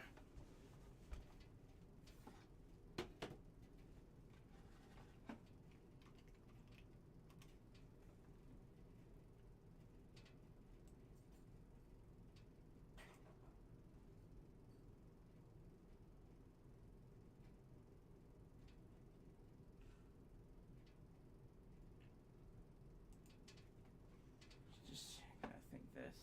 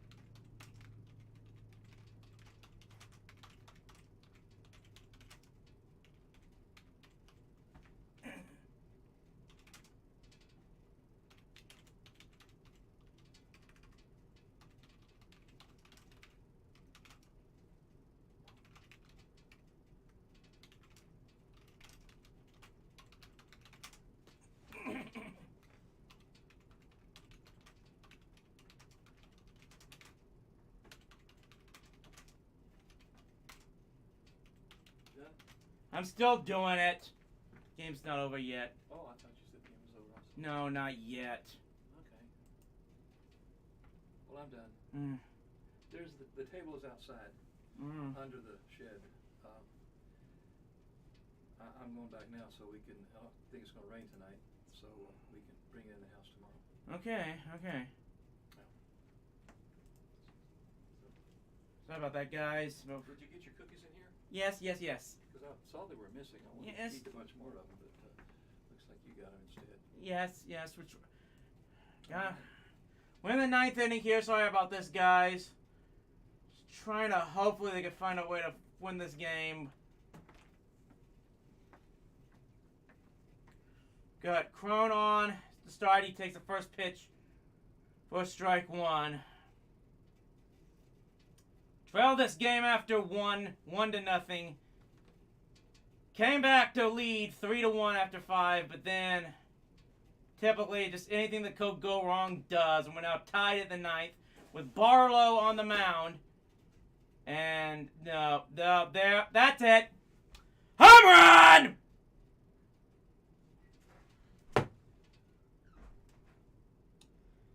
First guy Barlow faces gives up a home run. Colorado leads it.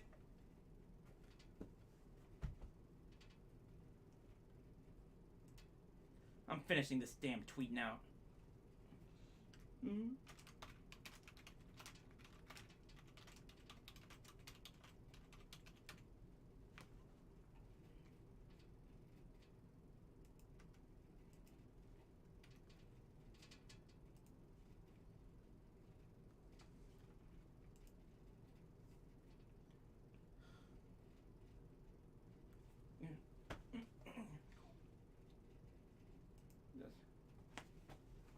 I hate this.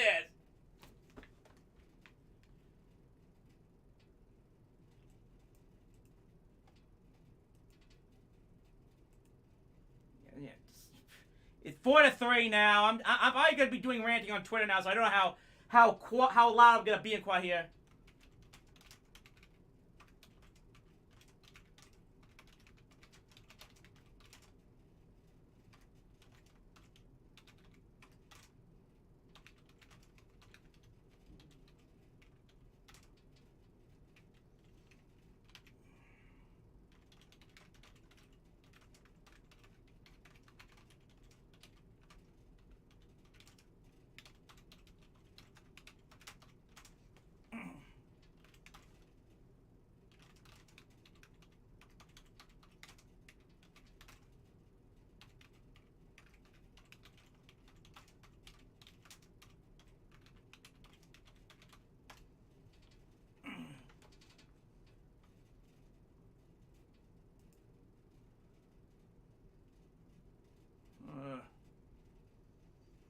So it's, what is it now? It's still 0 outs, 1 ball and 2 strikes to Rogers. I'm done here now because it's...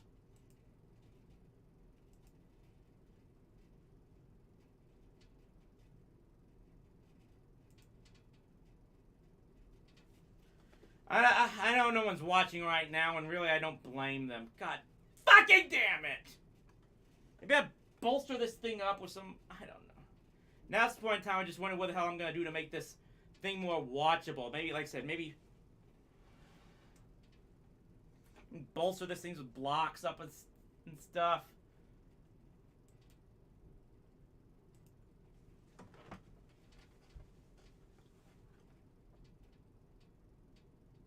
Jump foul. I'm sticking this out to the end of the game, guys. At the very least. See if they can do anything right, but I don't know.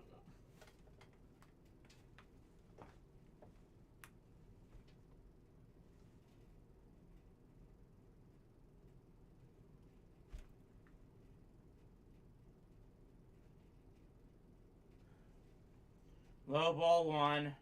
We got 1 out at least. I don't know how he did it, but we got 1 out.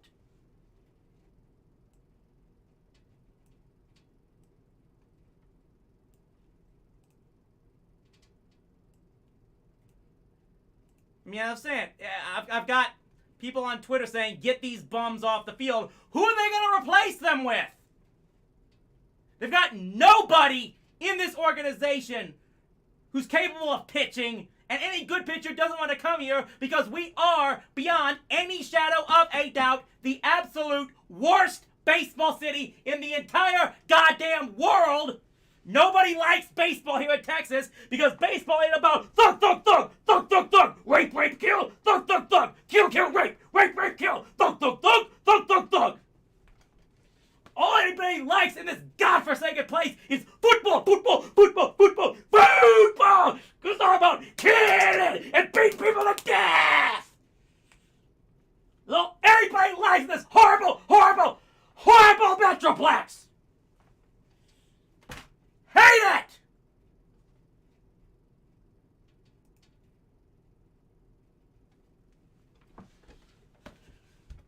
Full of nothing but stupid, violent rednecks who rape their sisters for fun and cheer cowboy games because it's all about killing, killing, killing, raping, raping, raping, thugging, thugging, thugging!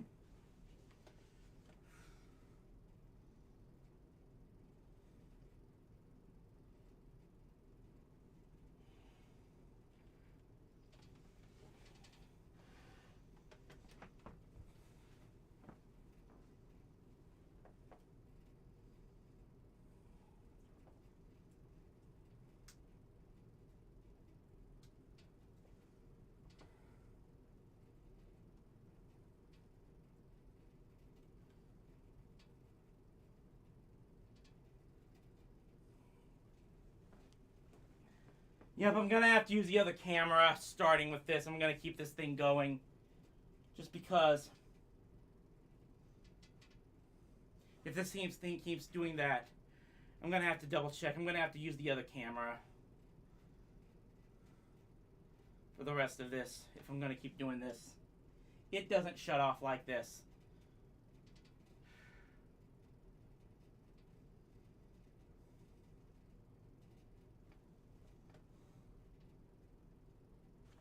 You guys have no idea how tough it is being a baseball fan in Texas.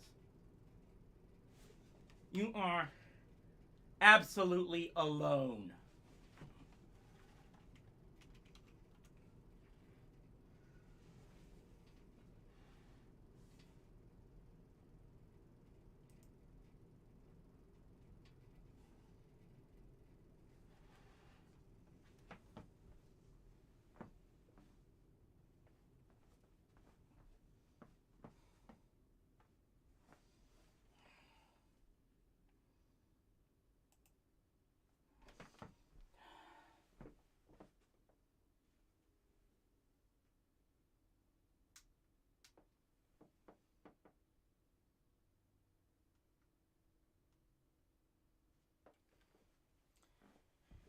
Okay, I'm turning this thing back on only right now because apparently I just can't keep this going. They just got the strikeout to end the 9th inning.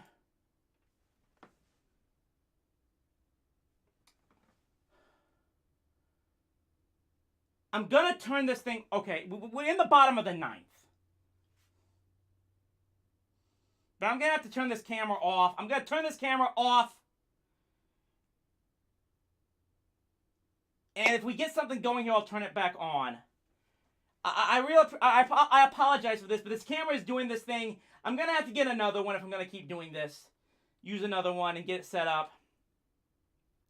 But it's very clear this is not going to work. With this particular camera, how it probably just shuts off like this. So I'll be back, hopefully. If not...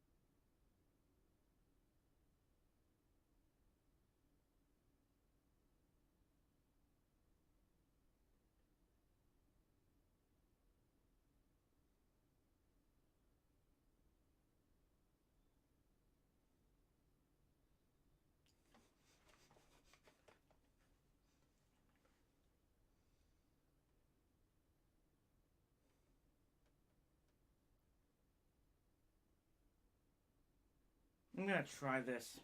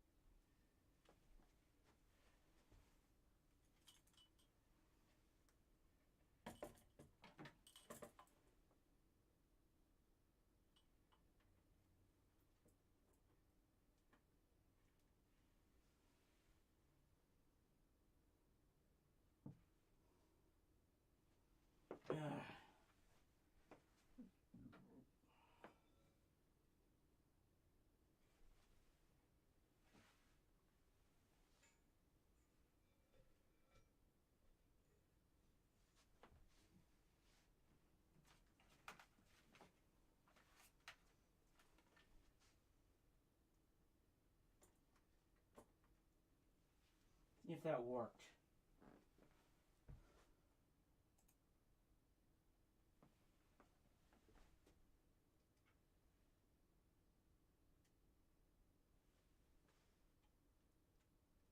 Oh, right. It's not connected.